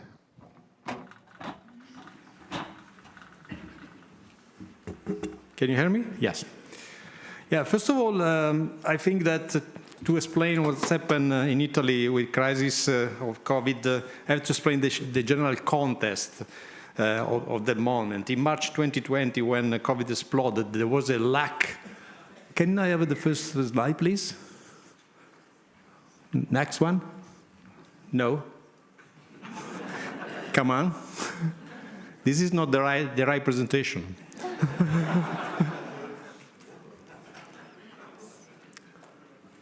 We can play a game. Yeah. Put the slide up and the right people up. No. Can we move the slides? Maybe we get to the right one. Yeah, we can change because no, it's not that one. No. No, this is the previous one. Thank you. Thank you. That was a very quick presentation. We can change the order. I can show you. You mean that was someone else's presentation? No, we can change the order of presentation, and I need the right one. Yeah. You have the presentation with you. Okay. I go to the. Then I would give the floor to Nadia. Hopefully, we have the right presentation for her. The next one. Yeah. Is this the right one, Nadia? Yes. Good. You're lucky. Okay, but this is not mine. Before was mine. I saw. Okay, so this is my first slide. Okay. So I don't want to talk more about war and what's happening in Ukraine because I think we hear enough. But everybody knows that February 24, 2022 is the day we will never forget. The day which impacted everyone in the world, and the Ukrainians suffer the most. So food bank team reacted to the situation immediately, and first of all, we understood that we are strong and experienced structure with great team. We started working very hard from the very beginning. We knew that operating had to be structured, and the priority has to be in place, and it is matter. So priority were identified. Operating has to be safe, so collaboration with military force is critical, and we establish it. We have to cover as many people as possible, so we determined three group of people in need at that time. They were internal displaced people, mostly in west part of Ukraine, people who stay in their houses in affected region, and armed volunteer. Actually, this group is the Ukrainian men and women who left their job and fighting. Also, we knew that to operate, we need food, we need logistics, charities, and people. Can you move to the next slide, please? So all of those were broken, and we have to think over how to organize them in a new, unpredictable, terrible environment. So food. Before war, we were receiving food from local supermarket and producer. Most production facilities were stopped their operating at this time. So we sorted out that the best source at this time will be food received from foreign country, mostly food banks from our neighbors' countries. Also, remained food at school and producer facilities were available, but we need the support to get them from these places. So in support of local defense, we were able to collect and distributed stock all over Ukraine, even in such region as Kharkov and Nikolaev. Military force was needed to get dairy food from PepsiCo and the water from local producer. It was in very dangerous zone, so without military support it was not possible. Essential food, we started to purchase food, mostly essential food, from the money we received from FEBA members and people all over the world. So logistic was actually and is in challenge as well. From the very beginning of the war, we set up 2 new logistics centers in west part of Ukraine. The first one at Kargil production facility in Lviv, which is close to Poland, and the second in Chernivtsi, close to Romania, with local authority support. For the period of regular delivery from foreign country, we got the warehouse class A in Kiev region provided by local business.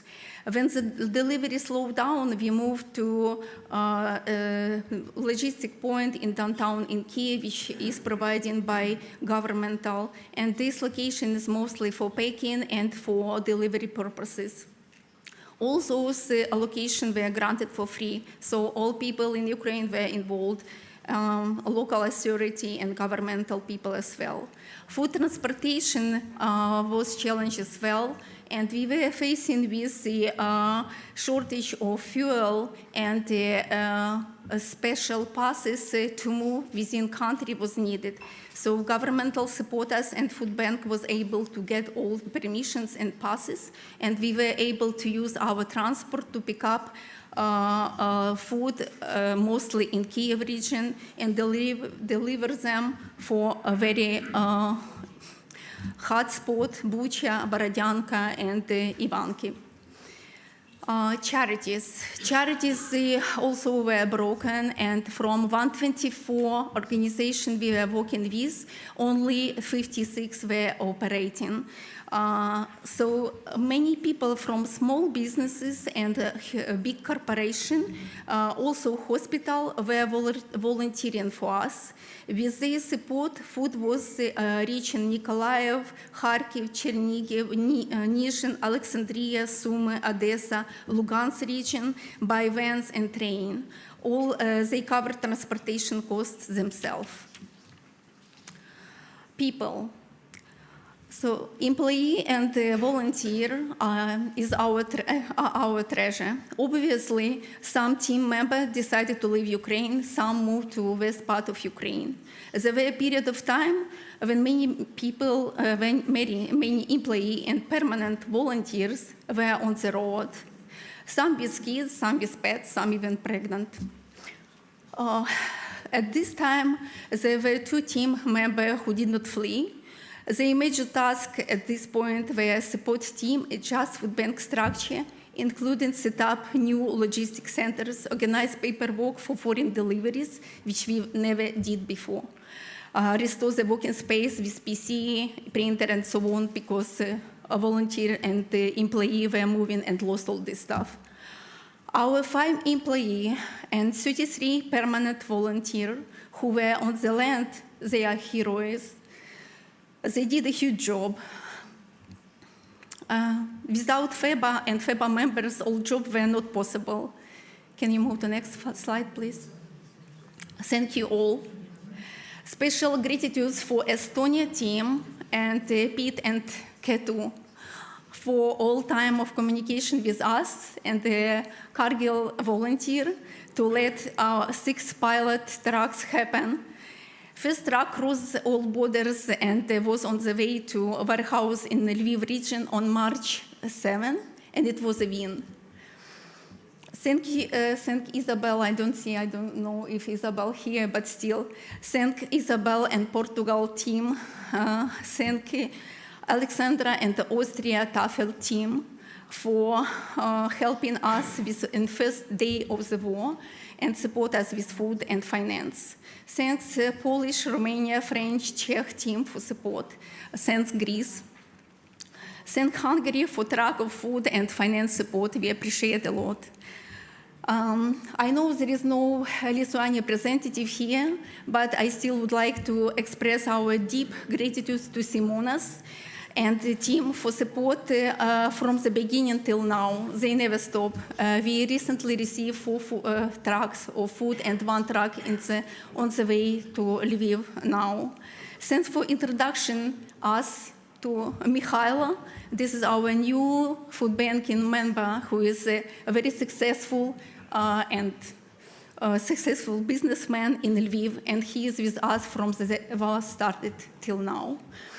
Thanks for FEBA member for 34 trucks of food, 129,000 euro we received. Thanks FEBA for support us by 20,000 euro and 12,000 euro for 20,000 euro for food and 12,000 for forklift. We appreciate. We continue our effective emergency support to all our recipients in Ukraine. Strong team experience, enthusiasm, reputation, connection, high leadership, and communication are driving the success, moving us to the victory. Glory to Ukraine. That's all.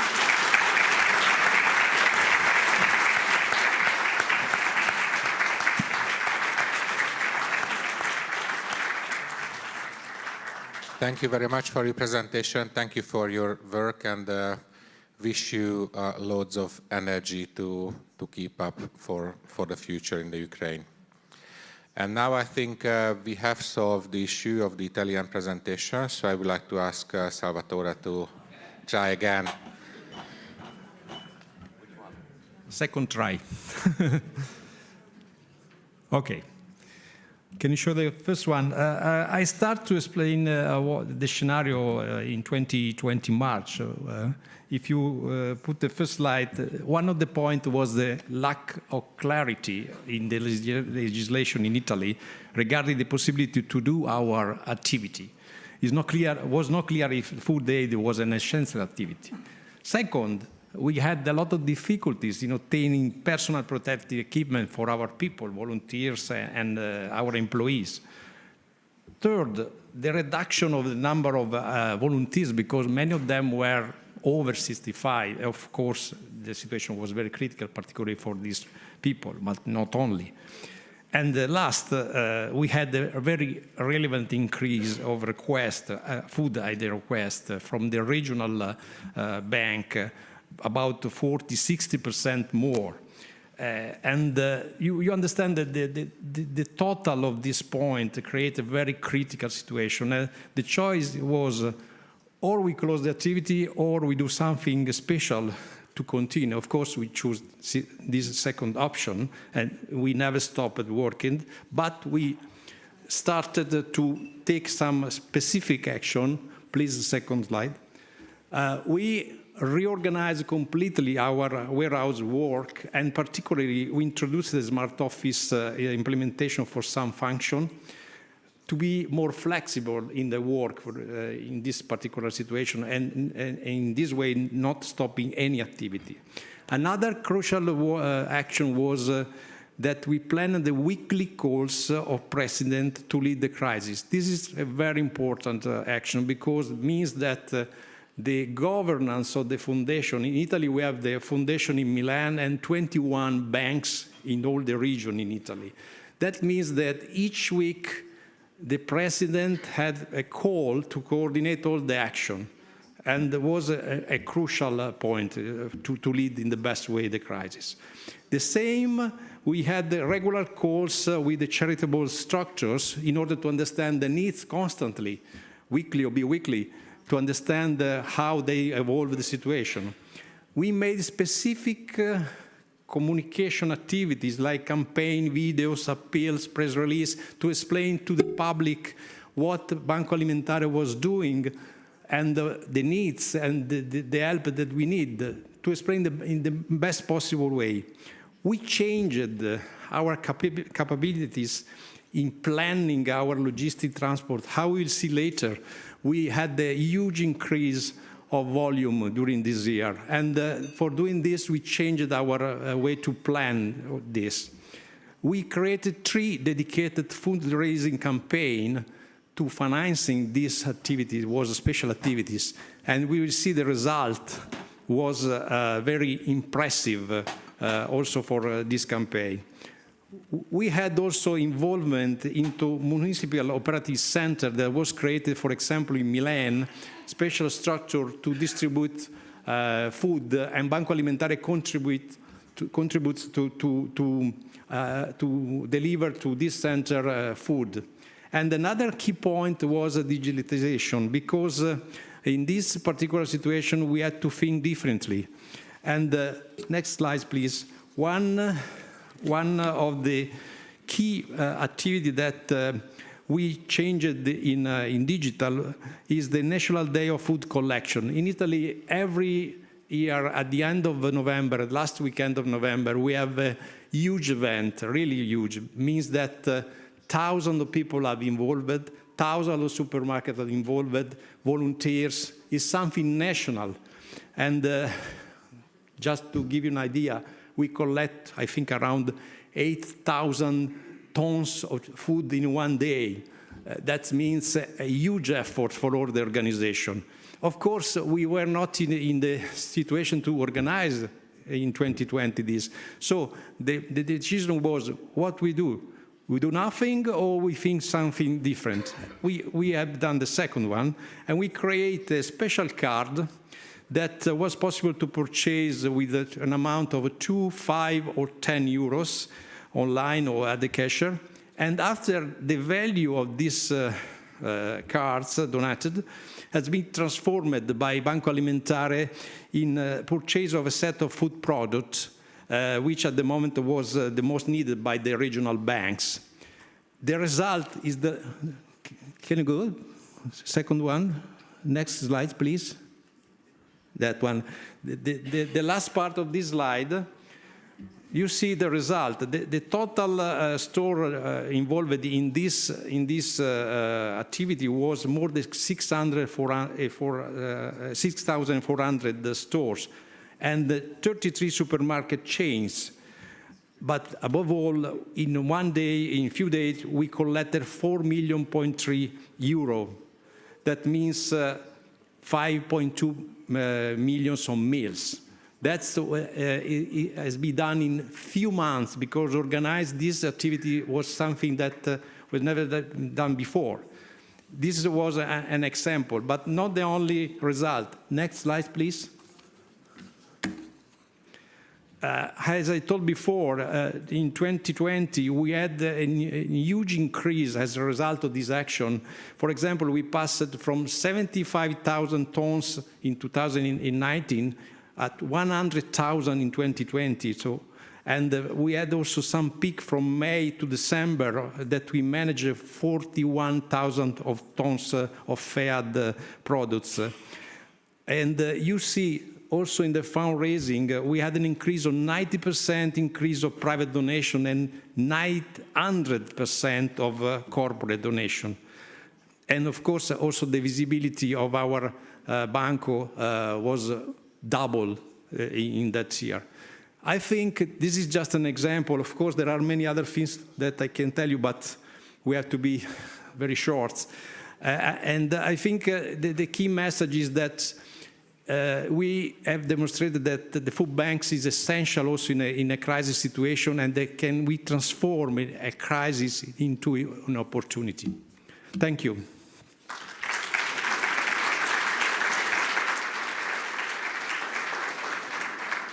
Thank you very much. Great examples. I think from the COVID crisis, all of us have their own examples and experiences. And it was very good that we could share within the FEBA network these experiences during the COVID crisis as well. I think this knowledge sharing was very important in overcoming the obstacles and problems during the crisis for many food banks. So next one is Dimitris. And Dimitris will speak about a natural crisis, wildfire in Greece, and the work of the food banks in that. Okay. So unfortunately, every summer millions of trees are burned around Greece. Along with them, many people lose their houses, many of which are villagers that earn their living from the forest, breeding animals, producing olive oil, etc. So when a wildfire destroys a forest, it also destroys these people's life. Next slide, please. A year ago, after such a wildfire, some villages from Peloponnesus, a region in South Greece, sent us an email asking for help. In 13 months, we made 13 deliveries of more than 11 tons of products, both donated and purchased, in an area that we don't have yet a food bank. So, next slide, please. The challenges. First of all, from my experience in Greece, food banking is about logistics. It's not only logistics, but it's very important for our job. So we have to be ready to find solutions, how to transport products throughout the country, even in areas that we don't have a food bank yet. And even if it's difficult to reach these villages up in the mountains. Another difficulty is that surplus food is not always available. In Greece, at least, we cannot always have whatever needed, and so we need additional funds, both for transportation expenses and also to purchase foodstuff that we need. A crucial point is that those people are not used to ask for help. We supported families of low income that they had been living a low-cost life without needing any support from a charity before the wildfires. So even if they are desperate for help, they are not ready to ask for it or even accept it. It's very important, and we need to be careful how to approach these people and persuade to accept our support. Next slide, please. The lessons that we learned. We need to fund a local charity that we can trust. It will be a charity that it will be a link with the local community. It helps us a lot to understand the situation and find solutions about logistics as well. Something else that might sound strange is that the first few days after such a distraction, such a crisis, we better be patient till there is a clear picture of the situation. We need not to hurry. In some cases, people abandon their houses and they find shelter to their friends or relatives in other areas. They come back after a few days to face the new situation and set up again their life. Since there is a clear picture, we may better see the needs, set up our plan, and support these people. The last slide, please. So, two main recommendations from my side. It is obvious that we cannot know when, where, and how will be the next wildfire. In order to be as ready as possible, we need to focus on logistics, to have partners across the country that we know each other and may work together when needed. We also need some dedicated donors that may respond with additional funds to cover the necessary additional expenses and relieve the crisis. Thank you.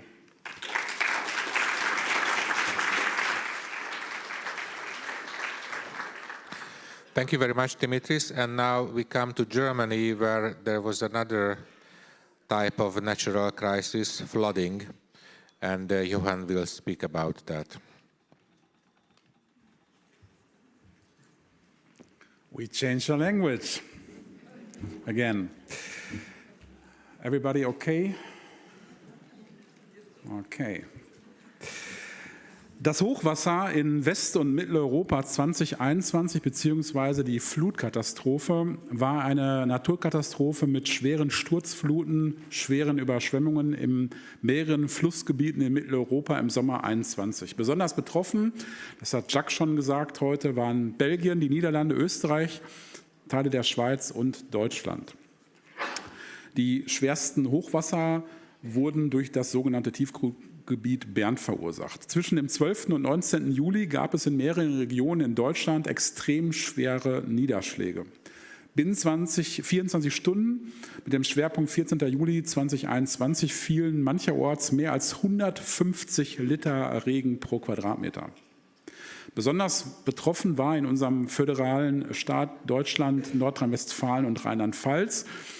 Für die zwei Bundesländer löste die damalige deutsche Verteidigungsministerin am 16. Juli den militärischen Katastrophenalarm aus. Aufgrund der schweren Unwetter starben in den beiden Bundesländern mindestens 180 Menschen. Die Kosten der Flut werden in Deutschland heute auf rund 8 Milliarden Euro geschätzt. Mehrere Politikerinnen und Politiker mussten in Deutschland inzwischen zurücktreten, der letzte gestern. Die Folgen für die Tafeln und in der Region waren verheerend. Aktive, aber auch Kundinnen und Kunden sind in den Fluten gestorben. Tafeln wurden überflutet, Ausrüstungen und Waren weggeschwemmt. Die Folgen der Flut sind an manchen Orten noch heute zu sehen. Ich habe mir in Nordrhein-Westfalen die Tafeln zweimal angeschaut und es ist wirklich bis heute noch nicht zu glauben, was da passiert ist. Der Wiederaufbau dauert und viele Menschen warten noch bis heute auf Unterstützungs- und Versicherungszahlungen. Und das ist in so einem Land wie Deutschland irgendwie schon ein bisschen merkwürdig. Die Hilfsbereitschaft der Menschen war extrem groß. Die Menschen sind als Privatpersonen in die Region gereist, um beim Wiederaufbau zu helfen. Und Spenden für die Opfer gingen aus dem ganzen Land ein. Auch die Tafel Deutschland und die Landesverbände haben den Tafeln vor Ort direkt mit Geld oder Waren geholfen. Die Tafel Deutschland hat einen Katastrophenfonds aufgesetzt, durch den die betroffenen Tafeln schnell an Gelder kamen, um ihre Ausrüstung neu zu erwerben und ihre Räumlichkeiten trocken zu legen und zu renovieren. Zeitweilig gab es in den betroffenen Gebieten mobile Angebote. Die Flutkatastrophe hat gezeigt, wie stark Solidarität in Krisenzeiten sein kann. Das ist wirklich beeindruckend und wirklich beruhigend. Gleichzeitig ist natürlich wichtig, dass diese Unterstützung nicht abreißt, denn auch bis heute gibt es in diesen Gebieten noch Probleme. Es ist schwer, bei so komplexen Katastrophen, die über Nacht anbrechen, Empfehlungen auszusprechen. Wichtig ist es erstmal, dass Naturkatastrophen in dieser Art und Weise aufgrund des Klimawandels wahrscheinlich zu unserem Alltag gehören werden. Klimaschutz und ausreichende Vorbereitung auf den Klimawandel sind unserer Meinung nach deshalb essentiell. Wir haben konkret 3 Punkte aus dieser Krise gelernt. Erstens, es ist extrem wichtig, direkt zu kommunizieren. Der direkte Draht zu den betroffenen Tafeln ist wichtig, hilft auch der direkte Draht zu den Landesverbänden, damit man weiß, wie es den Menschen vor Ort geht. Außerdem braucht man Informationen für die externe Kommunikation. Die vielen Hilfsangebote müssen koordiniert werden und mit den Bedarfen gematcht werden. Wir wissen alle, dass Spenderinnen wissen wollen, was mit ihrem Geld passiert. Zweitens, das Timing ist wichtig. Zum einen muss schnell und entschlossen gehandelt werden, um die Not direkt zu lindern und zu helfen.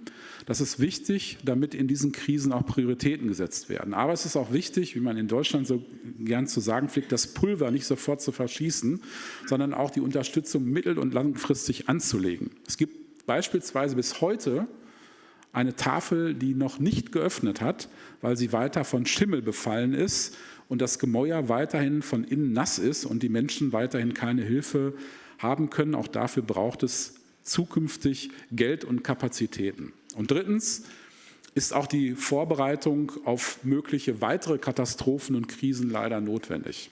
Tafel Deutschland hat sich zum Beispiel dafür eingesetzt, dass es in der FEBA einen Katastrophenfonds gibt, der in tragischen Fällen von Naturkatastrophen oder anderen Krisen eine sofortige Entlastung für die betroffenen Foodbanks sichern kann. Das gilt besonders in Ländern, wo die Mittel der Dachorganisation nicht ausreichend vorhanden sind. Ich bin froh, dass wir zusammen im Vorstand der FEBA diesen Vorschlag schnell umgesetzt haben und solche Polster und Rücklagen bilden können. Das ist eine wichtige Versicherung, weil wir nicht immer davon ausgehen können, dass der Staat so reagieren kann, wie es für unsere Organisation und die Menschen erforderlich ist, für die wir Unterstützung geben. Vielen Dank für eure Aufmerksamkeit.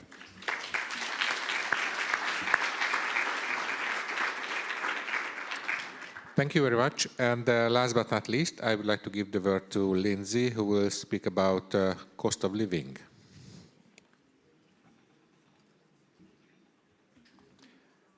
Do you have slides? Yeah. Yeah, but I want to keep on that. No, can you go back, please? Yeah, keep on that one just for a second. Wow. I'm normally very bouncy, but hearing the wildfires, the flooding, the war in Ukraine, the COVID responses, whilst I'm amazed and full of admiration for what everybody's done, it's pretty depressing stuff. But there is a saying in English that says, if you don't laugh, you will cry. And the reason I wanted to stay on this one is because there are those 5 blocks that are crushing the food bankers. Now, in my country, we have 3 more blocks that are crushing the food bankers. So if you look at an English or a United Kingdom version of this, the next one, there is a picture of Boris Johnson.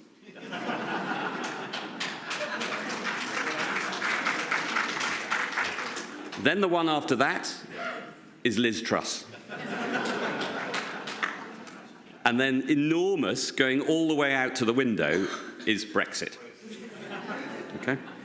Now, contrary to what you think, the leadership in my country is incredibly keen on solidarity and unity and being one. That is why 3 weeks ago, our Prime Minister introduced an economic policy that meant that now the dollar The euro and the pound are the same. So we're all the same. So you can come to the United Kingdom. You don't have to worry about the costs. It's incredibly cheap now for you. We just can't go on holiday outside of our country anymore. The approach that we have taken to the cost of living crisis is very much one that the pandemic was a dress rehearsal. This is the really big crisis. And I'm not going to be telling you how each country should be, and each food bank should be responding. But what I am going to do is share with you some of the very practical things that we're doing and putting into place. Now, if you'd like to know more about them, I've got two colleagues here who actually do all of this. I just have one of these on a desk and I just write. And my trousers are very shiny at behind. So, Alan, could you stand up, please? Right. Right. You don't clap him. God's sake. Alan is responsible for the whole of the Fair Share network, some 30 different warehouses with 18 independent partners across the UK. And Carl, no, please don't clap. And Carl manages, when we get offers of food, his responsibility is to which of those warehouses is going to get which food, on which transport, when. So please, in the next 24 hours, if you've got ideas or thoughts, please talk to them.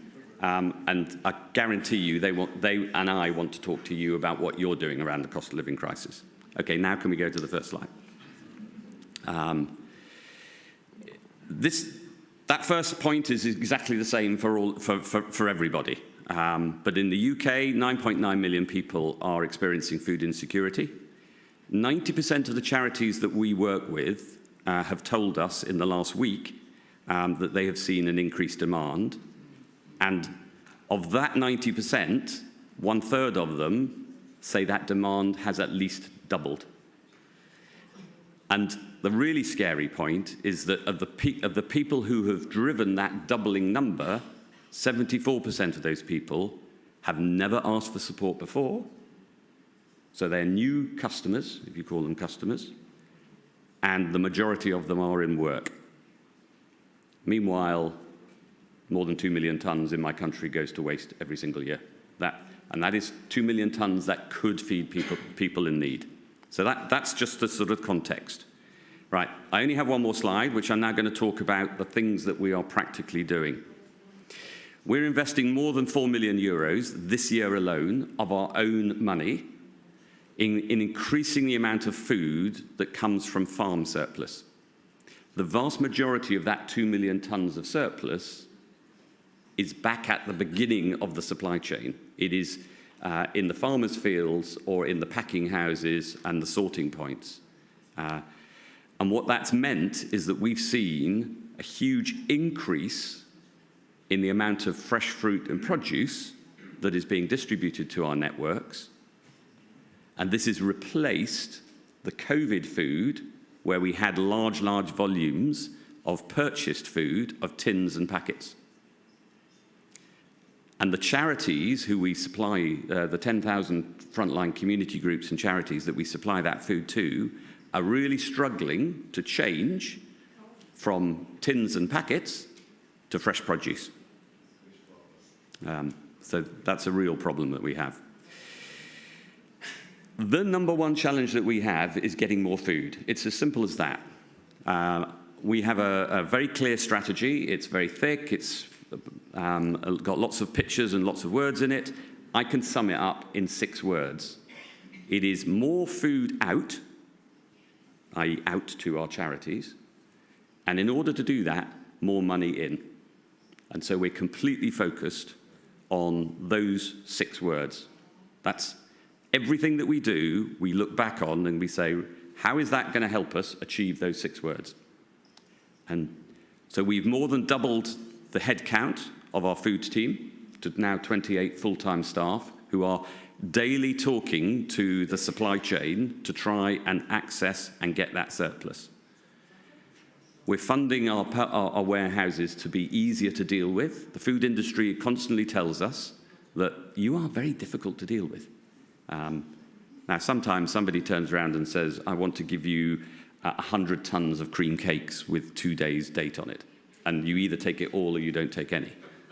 Under those circumstances, we're happy to be difficult to deal with. But in broad general terms, we are spending a lot of money on being open for longer, by being faster at being able to take the food in, by supporting our volunteers to be better trained, to solve technical additional problems, like some parts of the food industry will not give us more food unless we can give them the trays back. But when we try to give them the trays back, they don't want to take them. We're trying to sort that one out. So there's a lot of work that is going on. There is no single individual silver bullet that solves this problem, but there's lots of logistical and operational things which Alan can talk through, which cumulatively and together we hope are going to make us much, much easier to be able to work with on the food industry. Something that we've come to very late is trying to extend the life of food. So we're running quite serious and advanced trials at the moment around cooking food off, tinning, putting it into cans or tins, whichever language you want to use, freezing it down. And our inspiration is the amazing orange juice project that happens every year in Spain. So if in your country you do any kind of food processing, please come and talk to me, and please come and talk to Alan. The only downside is if you do that, we might come and visit you, but not for very long because we can't afford it. Okay. And then a big area of investment for us, huge area of investment and growth, is in trying to be able to be more in control of our transportation. Thanks to Brexit, the UK suffered instantly a massive reduction in the number of lorry drivers, HGV drivers in the United Kingdom. I know this was felt elsewhere as well, but it was really acute, and for a while we thought we were literally going to have no food at all. Carl is leading a series of programs where we are putting larger trucks of our own on the road, and by doing so, we're able to be collecting particularly protein, meat, that has very short date, but is still in date, and get it through our own means directly to the warehouses, rather than it going through a distribution centre and being onward transported. And again, if you've got experience in that area, please, over a coffee or a stein, or can we get together? Let's get together over stein anyway. So I don't have a third slide about recommendations. I was asked what are my recommendations to you? I'm humble enough to know that I'm not in a place to tell you what the recommendations for the cost of living crisis are in your country, but I absolutely know that part of the solution to that is about us talking. And so over lunch, this evening, and tomorrow, please, please, please, if you've got any thoughts or ideas or recommendations or challenges, or you want clarified on any of what we're doing, I will share everything with you. Thank you.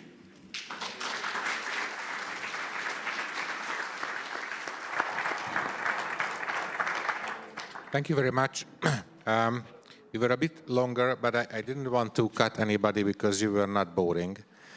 But now I will only summarize instead of going rounds with questions, because we're over time.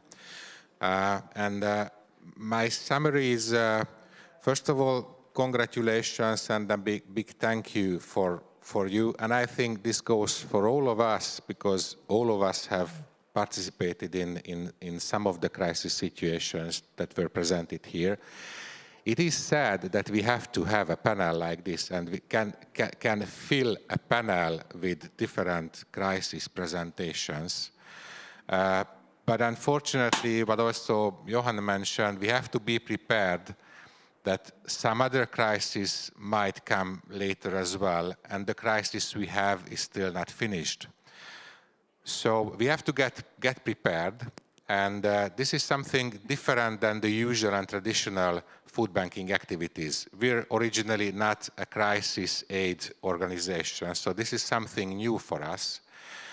But I'm sure, and I would like to join Lindsay's message that for me, FEBA is a huge basis of knowledge. We have activities in different countries, and we often don't know what others do in other countries, although there are loads of ideas. So we have heard some of them now, but I also encourage you to talk to each other and ask and share your best practices, because I think this is our strength and we have to use it. So thank you very much for you, and let's talk about before lunch, the working sessions. Thank you.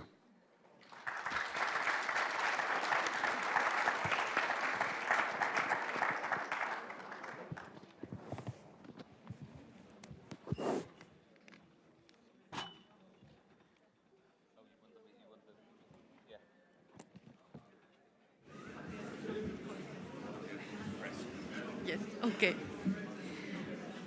So I would like to thank again all the speakers of all the different panel sessions. And I would like also to thank all those who watched the streaming this morning. So the streaming, for now, it's over, but we will start again. So also tomorrow morning, we will have an international panel with the participation of speakers from CAF America, from the European Food Banks Federation, from the Global Food Banking Network, and also from Global Citizens. So we will have this panel discussion tomorrow from 10 to 11, and this panel discussion will be streamed, so it will be possible to follow it online.